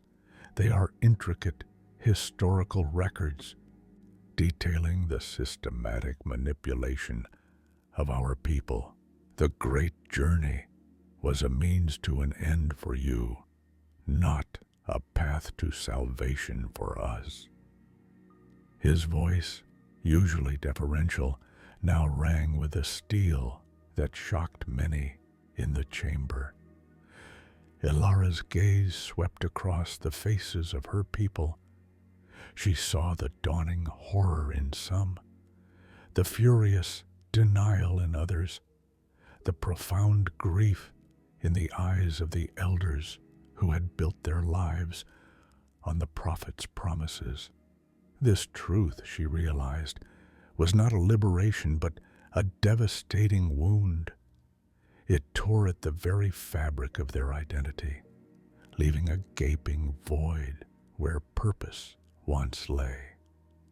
The comforting lie of the great journey, which had unified them and given them boundless power, was now revealed as the most profound betrayal. The humans, Ilara said, her voice cutting through the rising clamor. They were not the aggressors. They were not the blasphemers. They were simply in the way of the Sanshayum's true objective, the activation of the halo rings, an act that would wipe out all life in the galaxy, including ours, not elevate us to godhood. A collective gasp swept through the chamber. The implications were staggering. The war, the countless Sangheli lives sacrificed, the brutality inflicted upon humanity, all for a lie that would have culminated in their own annihilation. Xylos, his face pale, stumbled backward. The image of a human family, glimpsed during a recent raid, flashed in his mind. He had dismissed them as mere obstacles, their lives inconsequential. Now he saw them as victims, just like his own people. The cycle of betrayal, once a distant concept, was now a searing reality, burning through his idealistic beliefs. "Silence!" Prophet of deceit shrieked, his composure finally shattering. "This is sedition, a plot by the demon Ilara to sow discord and destroy the covenant. Seize them." But no one moved. The Sangheli warriors, their hands instinctively going to their weapons, hesitated. The projections, still swirling with ancient truths, held them captive. The weight of Jorvik's meticulously uncovered history pressed down upon them, heavier than any covenant law. Kaidan Theron drew his energy sword, its hum filling the sudden silence. Its brilliant blade cast a defiant light across the chamber. The covenant was built on a lie, he declared, his voice echoing with sorrow and resolve. And we, the Sangheili, have been its unwitting instruments, no longer. Elara looked at the faces of her people, seeing the anguish, the anger, the dawning realization of their profound manipulation. The beautiful lie which had once held them together was now shattered, its fragments sharp and dangerous.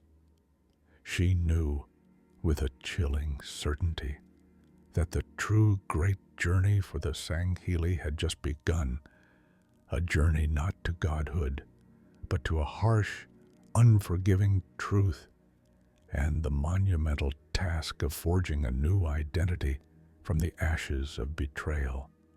The road ahead would be fraught with pain, but for the first time in centuries, the Sangheili would walk it with open eyes.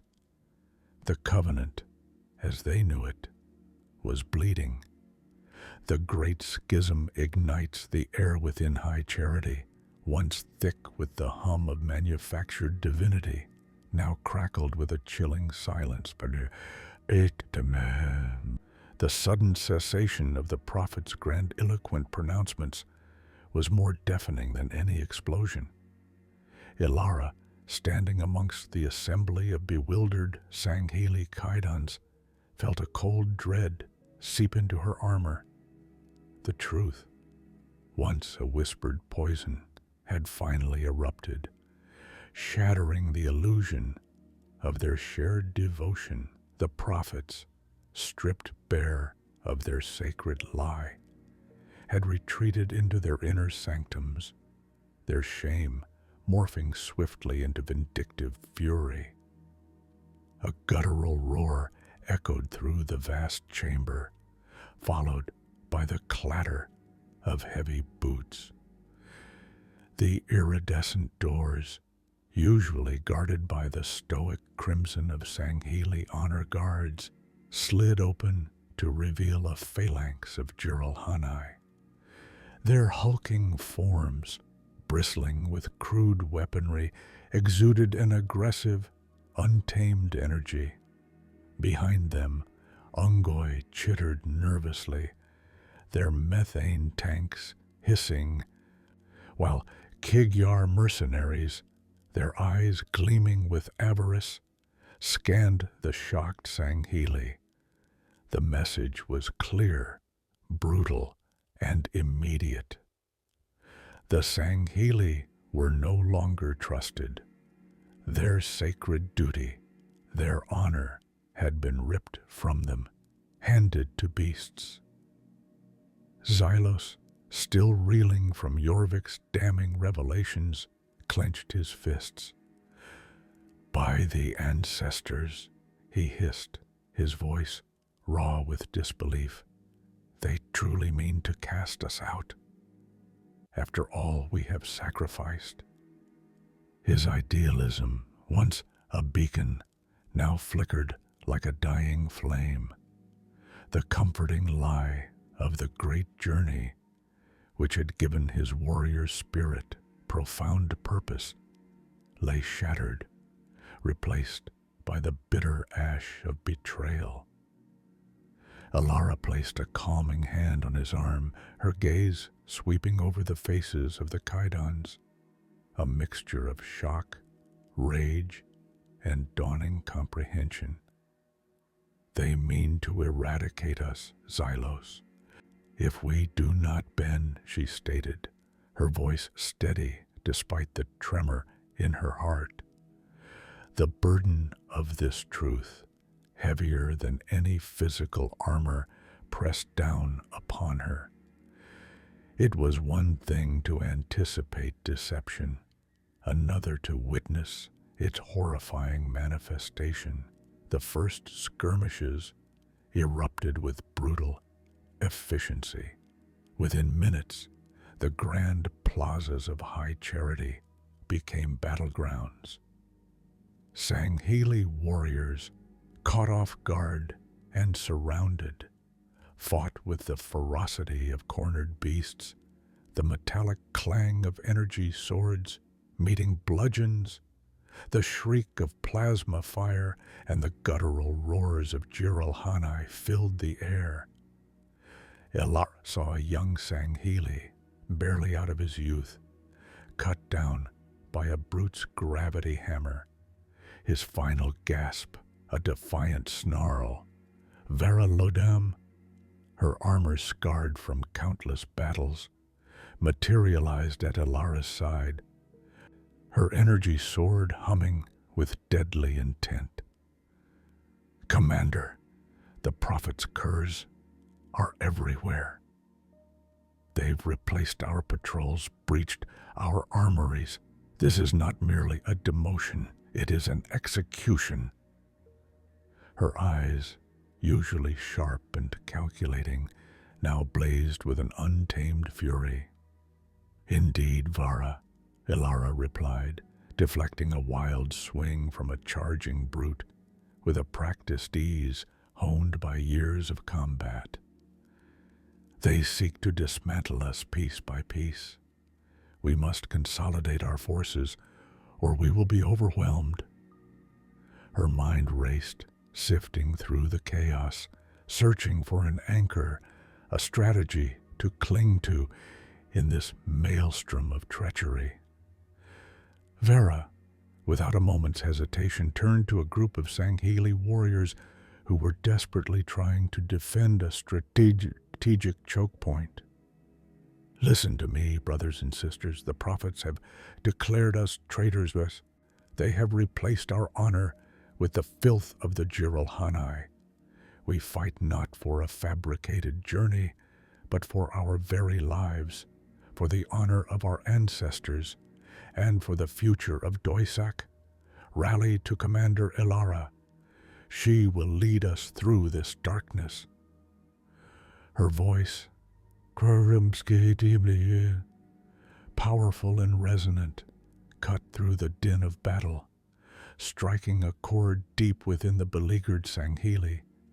Disillusionment had threatened to paralyze them, but Vera's defiant call ignited a spark of renewed purpose.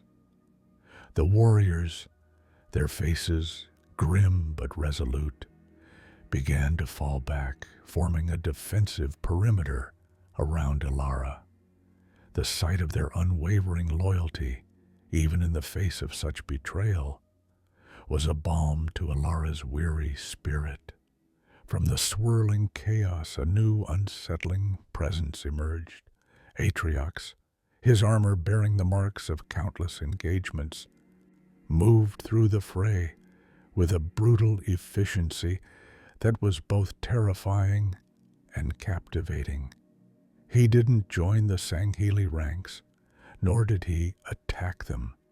Instead, he systematically dismantled any Jiralhanae or Kigyar who dared to cross his path, a grim satisfaction etched on his features.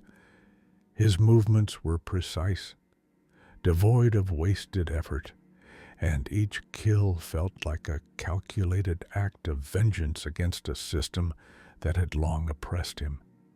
He was not fighting for the Sangheli, Ilara realized with a jolt. He was fighting for himself, for the freedom he had always craved from the Prophet's manipulation. A heavy energy blast tore through the air, narrowly missing Ilara. She spun, her energy sword arcing, deflecting a volley of plasma bolts from a Covenant cruiser's mounted turret that had opened fire from above. They're willing to burn high charity to the ground to eradicate us, she grimaced. Our objective is no longer to fight for this city, but to escape it, to preserve our lineage." "Escape?"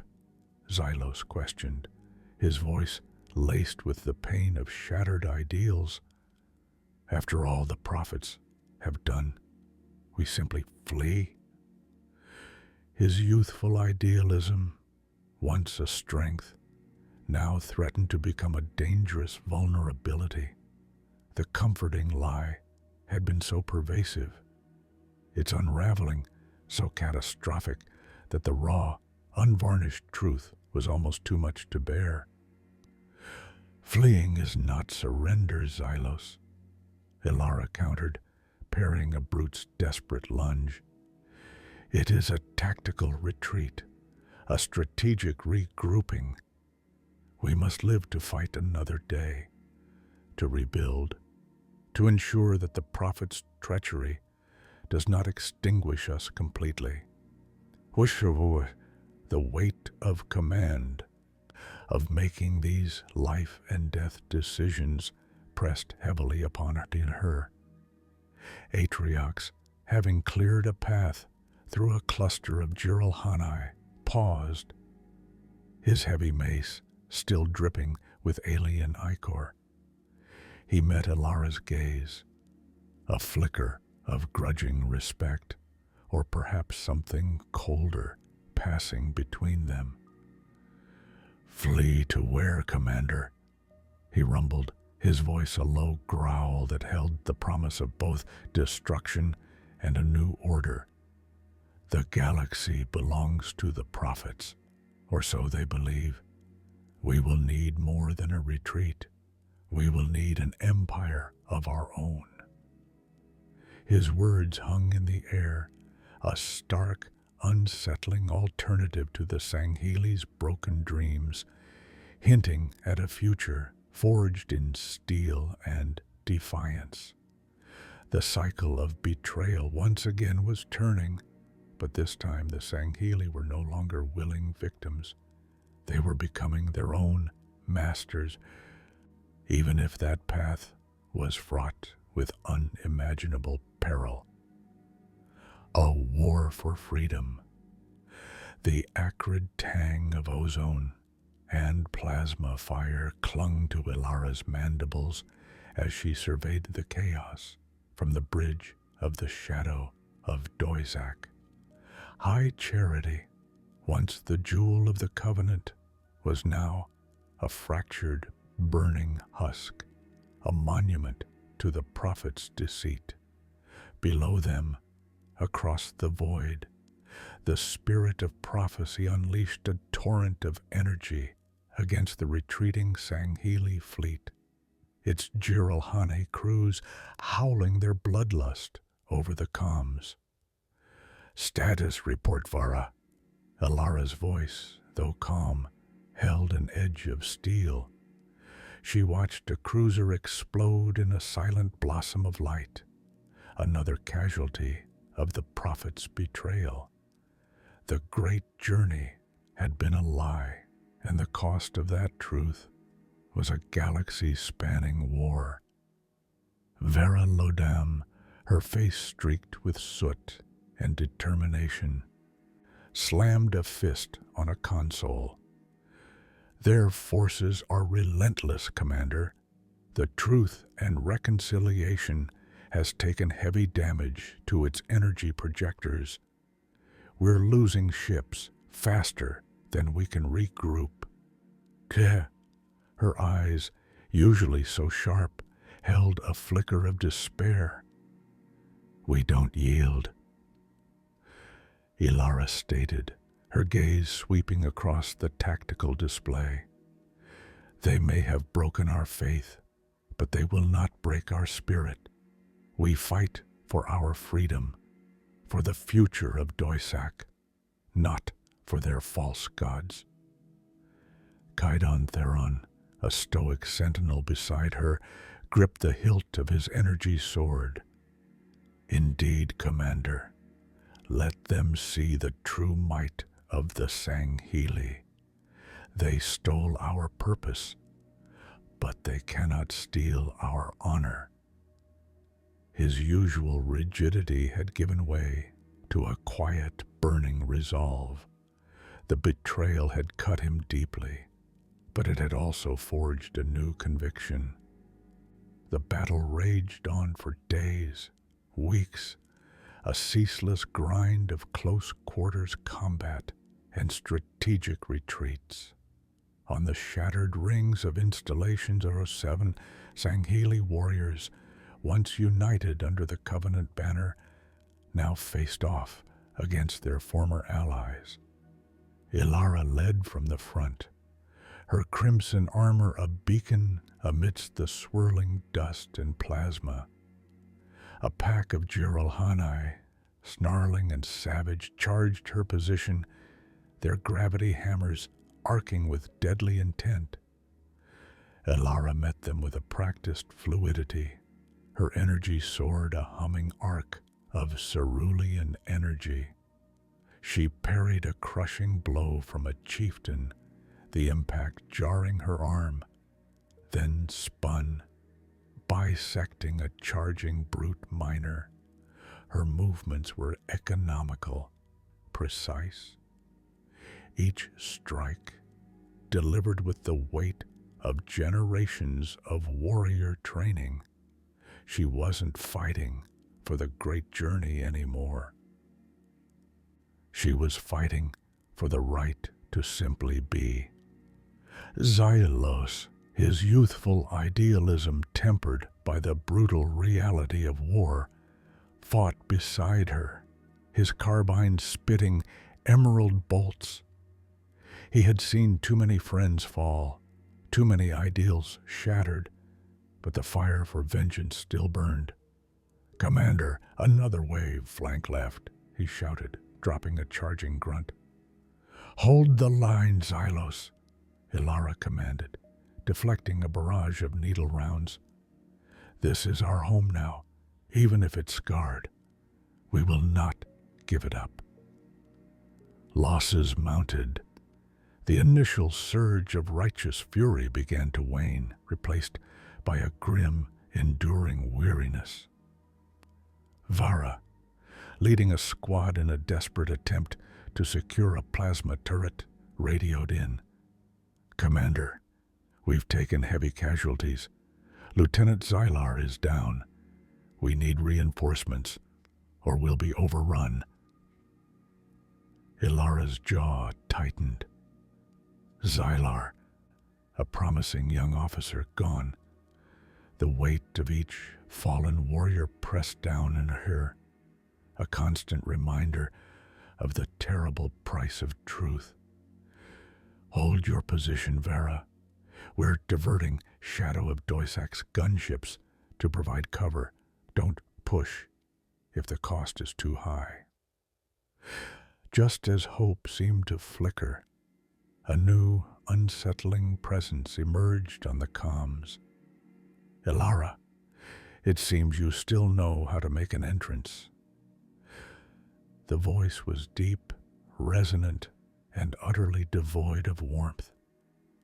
Atriox. His ships, a motley collection of scavenged Covenant vessels, bearing the crude, defiant mark of the banished, materialized on the fringes of the battle.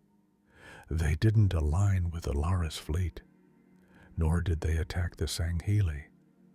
Instead, they unleashed a furious, targeted assault on the Jiralhanae supply convoys. Vera's voice crackled with surprise. "Commander, Atriox's forces are engaging the brutes. They're hitting their fuel depots." Ilara watched the tactical display, a slow understanding dawning. Atriox wasn't fighting for the Sangheili, not truly. He was fighting for himself, for his own brand of vengeance. And in doing so, he was inadvertently aiding their cause. His methods were brutal, his motives opaque. But for now, their enemies were his enemies. Let them. Ilara replied, a flicker of strategic cunning in her eyes. A divided enemy is a weakened enemy. We will exploit this opportunity. Vara, press the attack on the plasma turret. Kaidan, Theron, rally the reserves. We push forward. Theron, without a word, nodded and moved. He understood. The common enemy created strange bedfellows, even with those like Atriox, whose thirst for power was as palpable as his hatred for the prophets. The tide began to turn, subtly at first. The Jiralhanae, caught between Ilara's disciplined assault and Atriox's savage raids, faltered. The shadow of Doisak's gunships tore through the brute lines, providing the critical cover Vera needed to secure the plasma turret. Soon, the rhythmic thrum of the turret joined the cacophony of battle, turning the tide further in the Sangheli's favor. As the engagement on Installation 07 wound down, leaving behind scorched earth and the silence of the fallen, Ilara stood among her weary warriors. Xylos, his armor dented, gave a small, tired smile. We did it, Commander. We held. Ilara looked at the faces of her Sangheli, etched with exhaustion, but also with a defiant pride. They had endured the ultimate betrayal, the shattering of their foundational beliefs. The great journey, once a comforting lie that had given them purpose and power, was now a hollow echo. But from that brokenness, a new, harder truth had emerged. They were masters of their own destiny. The comms flared. It was Atriox. A productive day, Ilara, but don't mistake my actions for alliance. I fight for the banished. You fight for whatever remains of your honor. Ilara met his gaze through the comm screen, her expression unyielding. We fight for our freedom, Atriox, something you clearly value as much as we do, even if our paths diverge. She knew the alliance was tenuous, born of convenience and shared enemies, not trust. But in this new, brutal galaxy, every advantage had to be seized.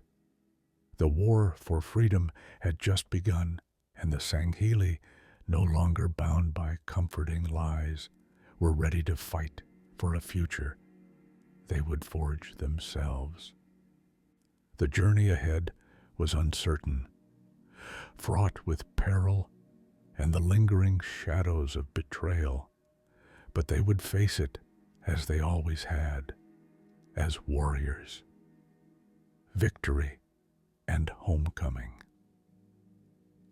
The last of the Jiralhanae cruisers, a hulking, scarred beast of a ship, broke apart under the sustained fire of the Sangheli fleet. Explosions rippled across its hull, painting the void with flashes of orange and white, before it disintegrated into a cloud of debris. A collective roar, raw and triumphant, echoed through the comms channels of the Blade of Doisak, a sound that was less a cheer and more a release of pent-up fury and grief. Ilara stood on the bridge, the holographic display before her showing the scattered remnants of the Prophet's forces, now truly broken. The Covenant, as they had known it, was no more. The great journey, that gilded cage of a lie, had been shattered, its fragments scattering across the galaxy like dust. The price of that truth, however, weighed heavy on her. The names of fallen warriors, the sight of crippled ships limping away from the battle, the hollow ache in her chest. These were the scars of their liberation. Vera, Lodam, her face smudged with soot and exhaustion, approached, her heavy armor clanking with each step. Commander, the Prophet's final stronghold on High Charity has fallen. Their remaining forces have either surrendered or been dealt with. The way is clear. Alara nodded, a grim satisfaction warring with profound sorrow in her gaze. And the prophets themselves? Vera's mandibles twitched. Prophet of truth, along with mercy and regret, are confirmed deceased. Their final broadcast, it was nothing but a desperate plea for fealty, quickly drowned out by the cries of their own disillusioned followers. The Jiralhanae, having seen their gods crumble, turned on each other in a frenzy of despair and rage. A fitting end to a reign built on deceit. Ilara murmured, her eyes distant. The galaxy had been reshaped in fire and blood. The false comfort of the great journey, the promise of ascension that had fueled generations of Sangheli ambition and sacrifice, lay exposed as a cruel jest. They had traded a comforting, unifying lie for a harsh, fractured truth, and the weight of that truth, she knew, would define their future. Kaid Untheron strode onto the bridge, his posture weary but resolute. The fight is over, Ilara. We are free. At what cost, Kaiden? Ilara's voice was a low thrum.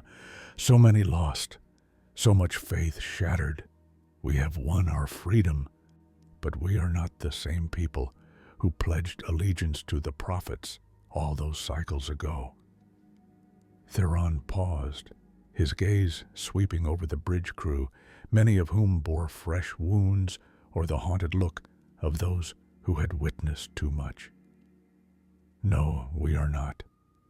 The children of Doisak have seen the true face of their gods, and it was a mask of avarice and manipulation. But we have also seen our own strength, our resilience. We stand on our own now, for the first time in millennia. The journey back to Doisak was a somber one. The fleet, smaller now, its ships bearing the scars of countless engagements, moved through the void with a newfound purpose. Yet a palpable sense of loss pervaded their ranks. They were returning home, but it was a home that would forever be tinged with the memory of what they had lost to gain their freedom. As the blade of Doisak emerged from slip space into the familiar orbital path of their homeworld, a collective gasp rippled through the bridge. Doisak, a verdant jewel of swirling blues and greens, hung before them, pristine and untouched by the interstellar war they had just endured. Yet, it felt different. The air of reverence and unquestioning loyalty that had once clung to their homeworld, woven into its very fabric by the prophet's pervasive influence, was gone. In its place was a quiet dignity, a sense of hard-won independence. The orbital stations, once bustling with Covenant logistical operations, were now under Sangheli control, their defenses bristling with a new, defiant stance. Shuttles, bearing the crimson and gold of the Sangheli, zipped between the stations and the planet below, Kaidan Theron stood beside Ilara, his gaze fixed on their home world. We must rebuild, Ilara, not just our ships and our infrastructure, but our very identity. The great journey was a lie, but it gave us purpose. Now, we must forge a new one. A purpose built on truth, Kaidan, Ilara responded. However difficult that truth may be, we can no longer afford the luxury of comforting fictions. Later, as Ilara descended to the surface of Doizak, the familiar scent of the planet's flora filled her sense, a blend of metallic earth and sweet alien blossoms. The air, crisp and cool, seemed to carry the echoes of ancient songs and forgotten promises. She walked through the grand halls of the Kaidan Citadel, once adorned with symbols of the prophet's dominion, now being systematically stripped clean. The intricate carvings depicting the great journey were being painstakingly removed, revealing the stark, elegant architecture beneath. She found Jorvik in the ancient archives, a place he had practically lived in since the prophet's betrayal. He was surrounded by data pads and ancient scrolls, his mandibles moving as he mumbled to himself, lost in research. Jorvik, Ilara greeted, her voice soft in the cavernous space. He looked up, his eyes, usually intense, now held a weary but triumphant glint. Commander Ilara, welcome home. Home, she repeated, the word tasting unfamiliar on her tongue. Tell me, Jorvik, what have you found in these ancient texts since our departure? What truths have been uncovered?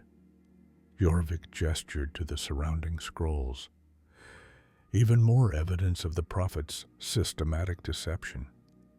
Records of their first contact with the Forerunners, not as divine beings, but as a desperate, technologically inferior species.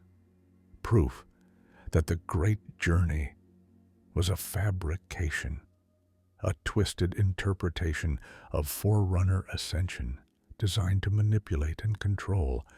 They knew the true nature of the rings, Ilara. They knew, and they lied to us all. His voice, usually calm and scholarly, was laced with a deep bitterness. Generations of our people, our finest warriors, sacrificed for a fantasy, a cycle of betrayal that spanned millennia, all for the prophet's ambition.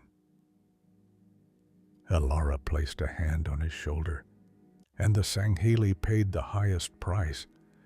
But we have broken that cycle, Jorvik. The truth, however painful, has set us free. But what does freedom mean without direction? Jorvik countered, looking at the countless scrolls. We have shed the old gods, but we have yet to find new stars to navigate by. The disillusionment runs deep, Commander. Many will struggle to reconcile the glory they believed in with the cruel reality of the prophet's machinations. Ilara nodded.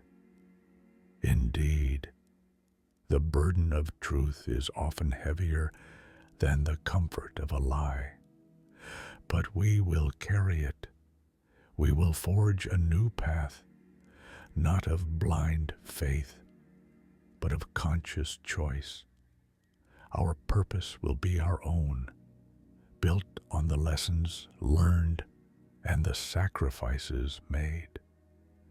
She thought of Atriox, the banished, and their stark, brutal pragmatism. They, too, had broken free from the covenant's shackles, albeit in a far more violent and self-serving manner. Their temporary alliance, born of shared enmity towards the prophets, was a fragile thing. Now that the prophets were gone, their paths would diverge, or perhaps inevitably clash. The cycle of betrayal, while broken with the prophets, had a way of reinventing itself. Walking through the newly designated War Council chambers, Ilara watched as holographic displays projected potential new trade routes, defensive strategies, and educational reforms. The shift was palpable. No longer was their focus solely on military conquest in the name of a false god. Now it was about survival, self-determination, and the arduous task of piecing together a fractured identity. She found Kaidan Theron overseeing a meeting with several elder Sangheli, their faces etched with the wisdom of cycles and the weariness of war. They spoke of resource allocation, planetary defense, and the re-establishment of cultural traditions that had been suppressed or warped by Covenant doctrine. The children of Doisak will not forget this lesson, Theron was saying, his voice firm. We embraced a lie, and it nearly consumed us. Our future must be built on honesty, on the strength of our own convictions, not the manipulations of others. The scars of this war will serve as a constant reminder. Ilara observed them, a silent sentinel. The victory was bittersweet, the homecoming tinged with the ghosts of the past. Her people were free, but the cost had been immense. The grand unifying lie of the great journey had offered a clear, if ultimately destructive path. Now the path ahead was uncertain, fraught with challenges, and entirely their own. It was a terrifying freedom, but one she knew they would fight to protect, for it was the only true freedom they had ever known. The new era had dawned, and with it, the arduous work of healing and rebuilding, of shaping a destiny unburdened by ancient deceptions, had truly begun. The seeds of disillusionment, the dust of high charity had settled, but the echoes of its collapse reverberated through the Sangheli homeworld. Doisak, once a bastion of fervent faith, now stood as a monument to a colossal lie. Veterans, once lauded as heroes of the great journey, wandered the crimson plains with haunted eyes, their purpose obliterated. The truth, delivered by Ilara and Jorvik, was a bitter draught, burning away decades of fervent belief. Xylos, his battle armor scarred from countless skirmishes, found himself staring at the twin moons of Doisak, their light mocking his former certainty. He had fought with a zealotry born of conviction, believing each swing of his energy sword brought him closer to godhood. Now, the very thought churned his gut. He remembered the prophet of truth's booming voice, promising salvation, and the chilling realization that it was all a meticulously crafted deception. The communal fire pits, once vibrant with tales of valor and religious fervor, now flickered with quiet despair. Elders spoke in hushed tones of rebuilding, of forging a new path, But the younger warriors, those who had known nothing but the Covenant's embrace, struggled. What was there to fight for now? Who were they, stripped of their divine mandate? They took everything. A voice rasped beside him. It was a grizzled Sanghili, his mandibles set in a grim line, his eyes devoid of their former spark. Our honor, our purpose, they made us butchers for their empty throne. Xylos nodded, the words echoing his own desolation. The comfort of the great journey, for all its perfidy, had been a powerful anchor. Now, adrift in a sea of disillusionment, many sought a new shore, any shore. Far from the somber rebuilding efforts of Doizek, a different kind of gathering was taking shape on the desolate, mineral-rich asteroid known as Asteroid 43. Atriox, a figure once relegated to the fringes of Covenant command, now moved with a chilling self-assurance. He had seen the threads of deception woven into the fabric of the Covenant long before Jorvik's scholarly revelations. He had witnessed the prophet's casual disdain for non-Sanchium lives, the convenient sacrifices, the relentless manipulation of every race under their banner. He had seen his own kind, the Jiralhanae, used as expendable shock troops, then discarded, then brought back when convenient.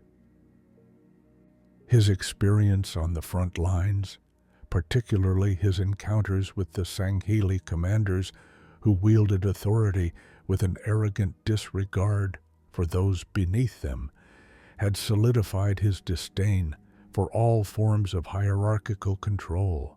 The prophets were not unique in their perfidy. They were merely the most successful. Trust, Atriox had concluded, was a luxury, a weakness. Only strength, raw and unyielding, held true. He stood atop a craggy outcrop, his massive frame silhouetted against the swirling nebulae. Below him, a disparate collection of beings huddled around flickering plasma fires. Jiralhanae, their shaggy fur matted with dust and desperation. Ungoi, their eyes wide with a mixture of fear and burgeoning hope. Even a few Kigyar, their sharp eyes scanning for opportunities. These were the broken, the discarded, the ones who had seen their own worlds ravaged by the Covenant's relentless expansion, or who had been cast out for insubordination. They carried the scars of betrayal, a common currency among them. The prophet spoke of a great journey. Atriox's voice boomed, amplified by crude, jury-rigged comms. It wasn't the polished rhetoric of a prophet, but the raw, guttural growl of a predator. A path to godhood, they promised. What did it lead to, brothers? To endless war, to meaningless death, to servitude under their gilded boots. A rumble of agreement rippled through the assembled crowd. Their faces, etched with hardship, reflected the bitter truth of his words. They fed us lies, carved our honor into weapons for their own agenda. They pitted us against each other, species against species, so we would never unite against them. He paused, letting the weight of his statement sink in. No more. We will not be pawns. We will not be tools. We will forge our own path, not to some ethereal godhood, but to dominion. His gaze swept over them, piercing through their cynicism. They taught us to fight. They taught us to conquer. They taught us to fear them. We will use those lessons. We will take what is ours, and we will build an empire of our own making. An empire where strength is the only currency and loyalty is earned through action, not through empty promises. Among the Jiralhanae, a young warrior named Mishka listened with rapt attention. He was barely out of his youth, his fur still glossy, his ambition burning bright. He had witnessed his packmates fall in pointless skirmishes, sacrificed for Sangheli tactical blunders or Prophet's strategic whim. He had felt the sting of contempt from his superiors, the casual disregard for Jiralhanae lives. When the news of the Covenant's collapse reached their distant outpost, it was not sorrow he felt, but a fierce, almost predatory liberation. Mishka had heard whispers of Atriox, of his defiance, his rejection of the established order. He had seen the raw power in the older Jiralhanae's eyes, the unshakable conviction that radiated from him. This was not the false charisma of a prophet, nor the rigid authority of a Sangheli commander. This was something primal, something rooted in the earth itself. After Atriox's fiery address, Mishka pushed his way through the throng, his pulse quickening. He found the older Jiralhanae inspecting a heavily modified plasma cannon, his massive hands skillfully adjusting its targeting system. "My chieftain," Mishka began, his voice surprisingly steady for his age. "I heard your words. They resonate." Atriox turned slowly, his eyes like molten gold fixing on Mishka. He saw the fire in the young brute's gaze, the untamed ambition. "They do," Atriox grunted, his voice a low rumble. "And what truth do they hold for a pup like you?" Mishka puffed out his chest. "Truth enough to know that the weak are devoured. The Covenant devoured us. They made us dogs on a leash, chasing phantom rabbits while they dined. You speak of teeth. You speak of taking." Atriox gave a slow, predatory smile. "Indeed. And what can a pup like you offer to a pack that hunts for itself?" "Strength," Mishka declared, thumping his chest. "Unquestioning loyalty to those who earn it. And a hunger, chieftain, a hunger to prove that the Jiralhanae are not just brutes, but conquerors." Atriox studied him for a long moment, a calculating glint in his eyes. He saw the ferocity, the raw, untamed potential. He had no use for blind faith, but ambition channeled correctly was a potent weapon.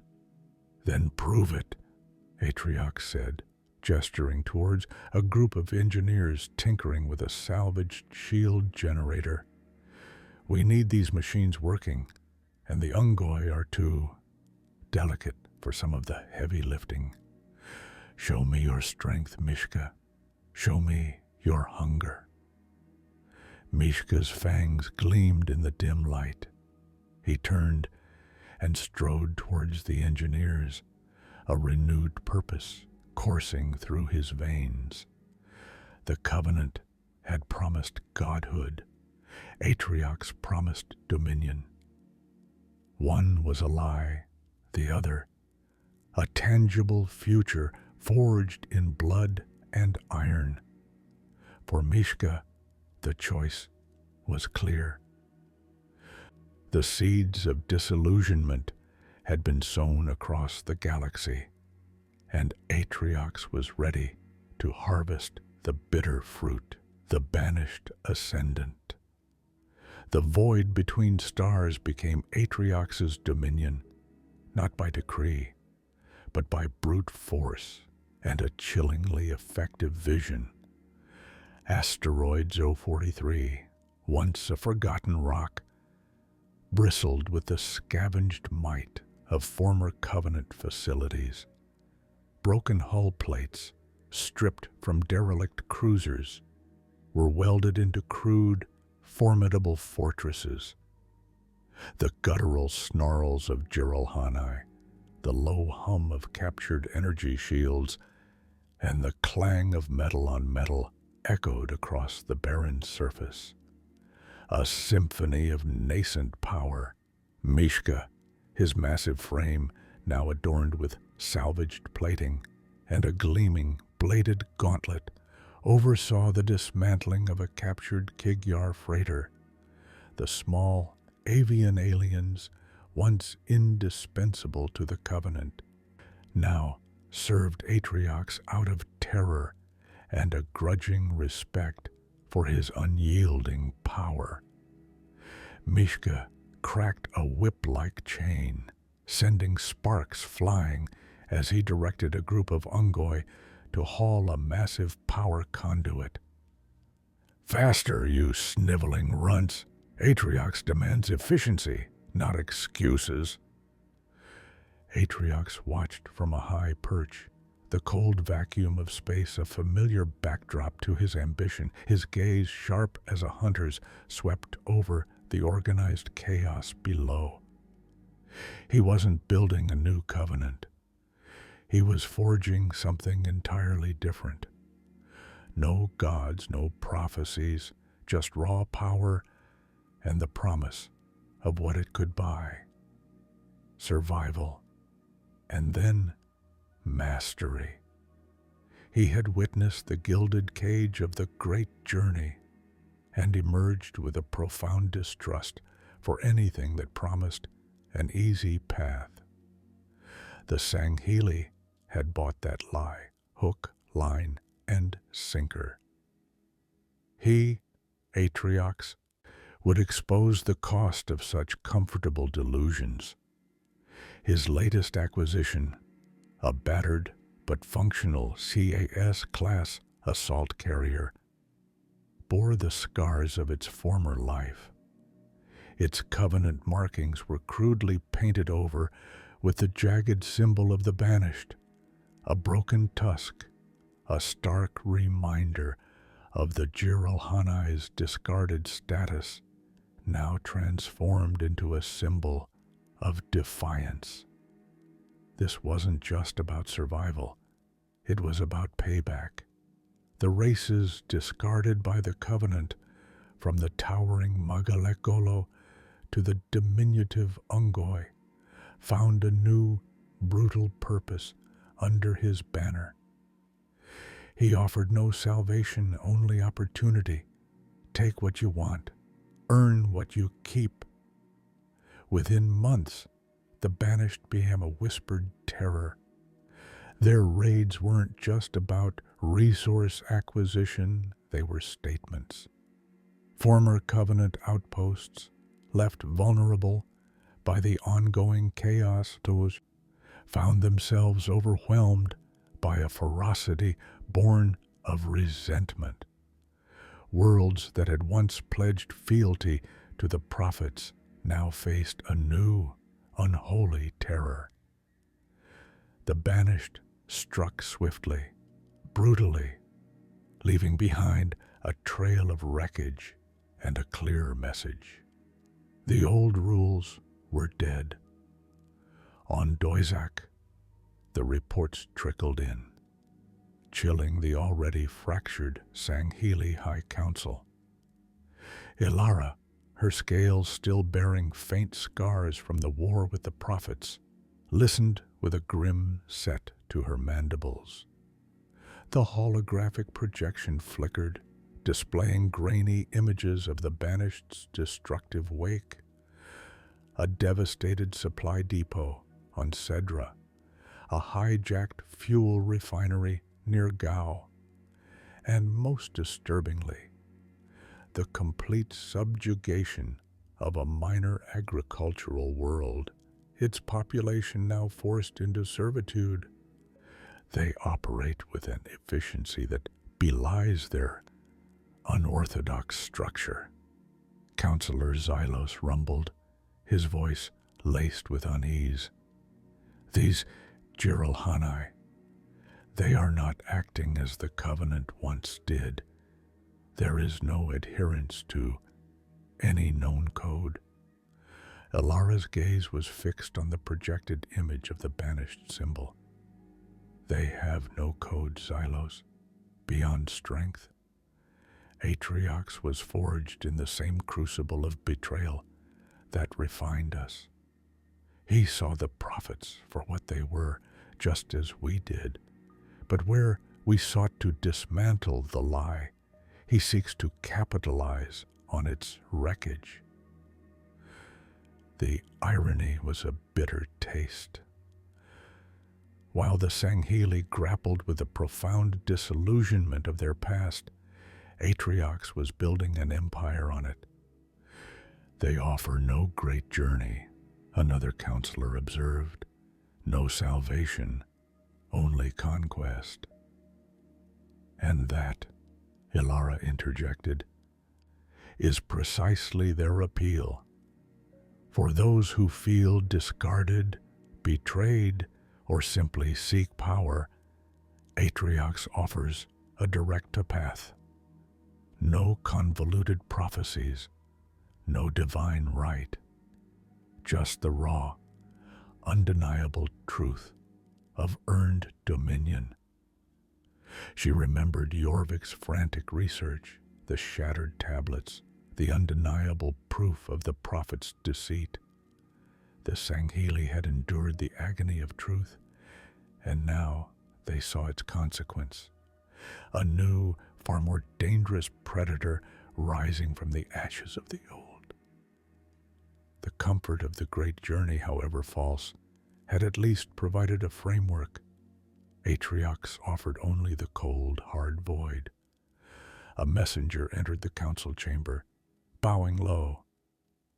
Kaidan, Ilara, another report from the outer rim. Ilara braced herself. Speak. A former Covenant ship-breaking yard near the Eridanus system. Banished forces, led by a Jiralhanae known as Mishka, overwhelmed the remaining garrison. They salvaged 2 fully intact destroyer-class vessels and a significant cache of weaponry. Casualties were extensive. Mishka. Ilara remembered the aggressive young Jiralhanae, quick to anger, quicker to violence. He had been a low-ranking grunt during the early skirmishes. Now, he was a commander in Atriox's growing armada. The cycle of betrayal wasn't just about the prophets. It was about the seeds of resentment they had sown among all races. The banished were simply harvesting the crop. They are growing stronger, faster than predicted, Xylos said, his voice dropping to a low growl. We barely have the infrastructure to defend Doisak, let alone engage a rising power. Ilara nodded, her mind racing. The Sangheli were rebuilding, yes, but it was a slow, painful process. Their faith was shattered, their purpose redefined. They had wrestled with the burden of truth and were now struggling to bear its weight. Atriox, by contrast, had embraced a brutal honesty, turning disillusionment into a weapon. He understood that the greatest power wasn't a comforting lie, but the stark reality of what you could take and hold. We need to understand their motives beyond mere conquest, Elara stated, her gaze sweeping across the worried faces of the council. What drives them? What is their ultimate aim? Dominion, Kaidan, Xylos replied. Absolute dominion through strength alone. Elara knew he was right. The Banished offered no grand vision, only a stark, brutal truth.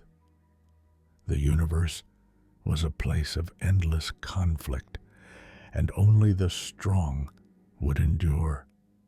And in the chaotic aftermath of the Covenant's collapse, Atriox was proving to be the strongest. The galaxy, having just shed one tyrant, now faced the unsettling prospect of another, one born not of divine right, but of pure, unadulterated vengeance. The era of the Banished had truly begun. A future forged in stars, the twin sons of Doisak had long since dipped below the jagged horizon, painting the sky in hues of deep violet and fiery orange before surrendering to the vast velvet expanse of night. Elder Elara stood on a newly constructed veranda overlooking the nascent city of Kailar, its nascent lights a stark contrast to the sprawling, ancient architecture that once dominated their home world. The air, crisp and carrying the faint scent of freshly turned earth and molten metal, was a balm to her weary spirit. Above, the familiar constellations of Doisak shimmered, a comforting constant in a universe that had otherwise proven brutally unpredictable. She traced the path of a particularly bright star, a silent sentinel that had witnessed generations of Sangheli life, from innocent pre-covenant rituals to the devastating crucible of the Great Schism. Her journey, too, had been a constellation of light and shadow. She remembered the fervent, almost zealous belief that had gripped their people, the intoxicating promise of the great journey. It had been a lie, a gilded judge forged by the Sanshayum, yet its allure had been undeniable. It had offered purpose, Nati, and a grand cosmic destiny. The truth, when it finally shattered their reality, had been a shard of ice through the heart, cold, painful, and ultimately liberating. Now, looking at the fledgling lights of Kalar, she saw not just a city, but a testament to that hard-won freedom, a future forged not by prophecy, but by their own hands. A soft cough broke her reverie. Jorvik, his stooped form silhouetted against the dim interior light, approached with a data slate clutched in his hand. His eyes, though aged, still held the keen, inquisitive spark that had once unearthed the forbidden truths of the Covenant's fabricated history. Still contemplating the cosmic tapestry, Elder? Jorvik's voice was a low rumble, devoid of the oratorical flourishes common among many Sangheli. Elara turned, a faint smile gracing her features. Always, old friend. These stars, they remind me of how small we are and yet how immense our journey has been. From a belief in preordained godhood to the stark reality of self-determination. It is a burden and a blessing. Jorvik nodded, his gaze drifting to the distant city. The burden of truth is often heavier than the comfort of a lie, is it not? The great journey, for all its perfidy, gave us a clear path, a unifying purpose. Now the path is ours to forge, and the consensus is far more elusive. He gestured to the data slate. The reports from the outer settlements are varied. Some thrive, embracing the new agricultural techniques Theron championed. Others struggle, still clinging to old ways, or worse, succumbing to the lingering despair of the betrayal. Ilara's expression grew serious. Despair is a potent enemy, Jorvik. It breeds inertia, and inertia in these times is a luxury we cannot afford. We dismantled the covenant, defeated the prophets, but the ghost of their deceit still haunts us. The Sangheli are a warrior race. We find purpose in conflict. Without a clear enemy, some falter. And Atriox offers a new kind of purpose, does he not? Jorvik interjected, his voice carrying a subtle edge. A purpose forged in raw power, devoid of the spiritual complexities that once bound us. He offers dominion, pure and unadulterated, attracting those who crave his strength without the burden of introspection. Ilara's eyes narrowed, a flicker of the old warrior spirit returning. Atriox is a symptom of the disease we cured, Jorvik. He capitalizes on the very disillusionment the prophets created. He offers a different kind of servitude, one built on fear and brutal efficiency rather than divine promise. We cannot allow our people to fall prey to another false prophet, even one who claims no God. Indeed, Jorvik agreed, his gaze fixed on her, which brings us to the core of our dilemma. How do we, the Sangheli, define our purpose now? We have the knowledge, the freedom, the technology, but the soul of our civilization feels adrift, untethered from its ancient moorings. We must define it through our actions. Ilara stated, her voice firm. Through the rebuilding of Doizak, through the forging of new alliances, through the cultivation of our own culture, free from external manipulation. Kaidan Theron has done admirably in focusing our resources, turning our formidable martial skills towards construction rather than conquest. He has rallied the clans, slowly but surely. She remembered the early days of the rebuilding, the initial resistance from some of the more traditionalist Kaidans who saw manual labor as beneath their warrior caste. Theron, with his quiet strength and unwavering commitment to their future, had slowly broken through those ingrained prejudices. He had led by example, working alongside his warriors, teaching them to channel their discipline and strength into engineering and agriculture. The transformation of Doisak from a war-torn world to a nascent hub of independent Sangheli civilization was a testament to his vision and resilience. Theron is a strong leader, yes, Jorvik conceded, But even he struggles with the sheer weight of expectation. Every decision now carries the burden of our future. There are no oracles, no sacred texts to consult, only our own imperfect judgments. That is the price of freedom, Jorvik, Elara said, turning back to the stars. The constant, terrifying responsibility of choice. We chose to expose the truth, to tear down the edifice of the great journey, knowing the chaos it would unleash. We did it because the alternative was eternal enslavement, a life lived under a lie.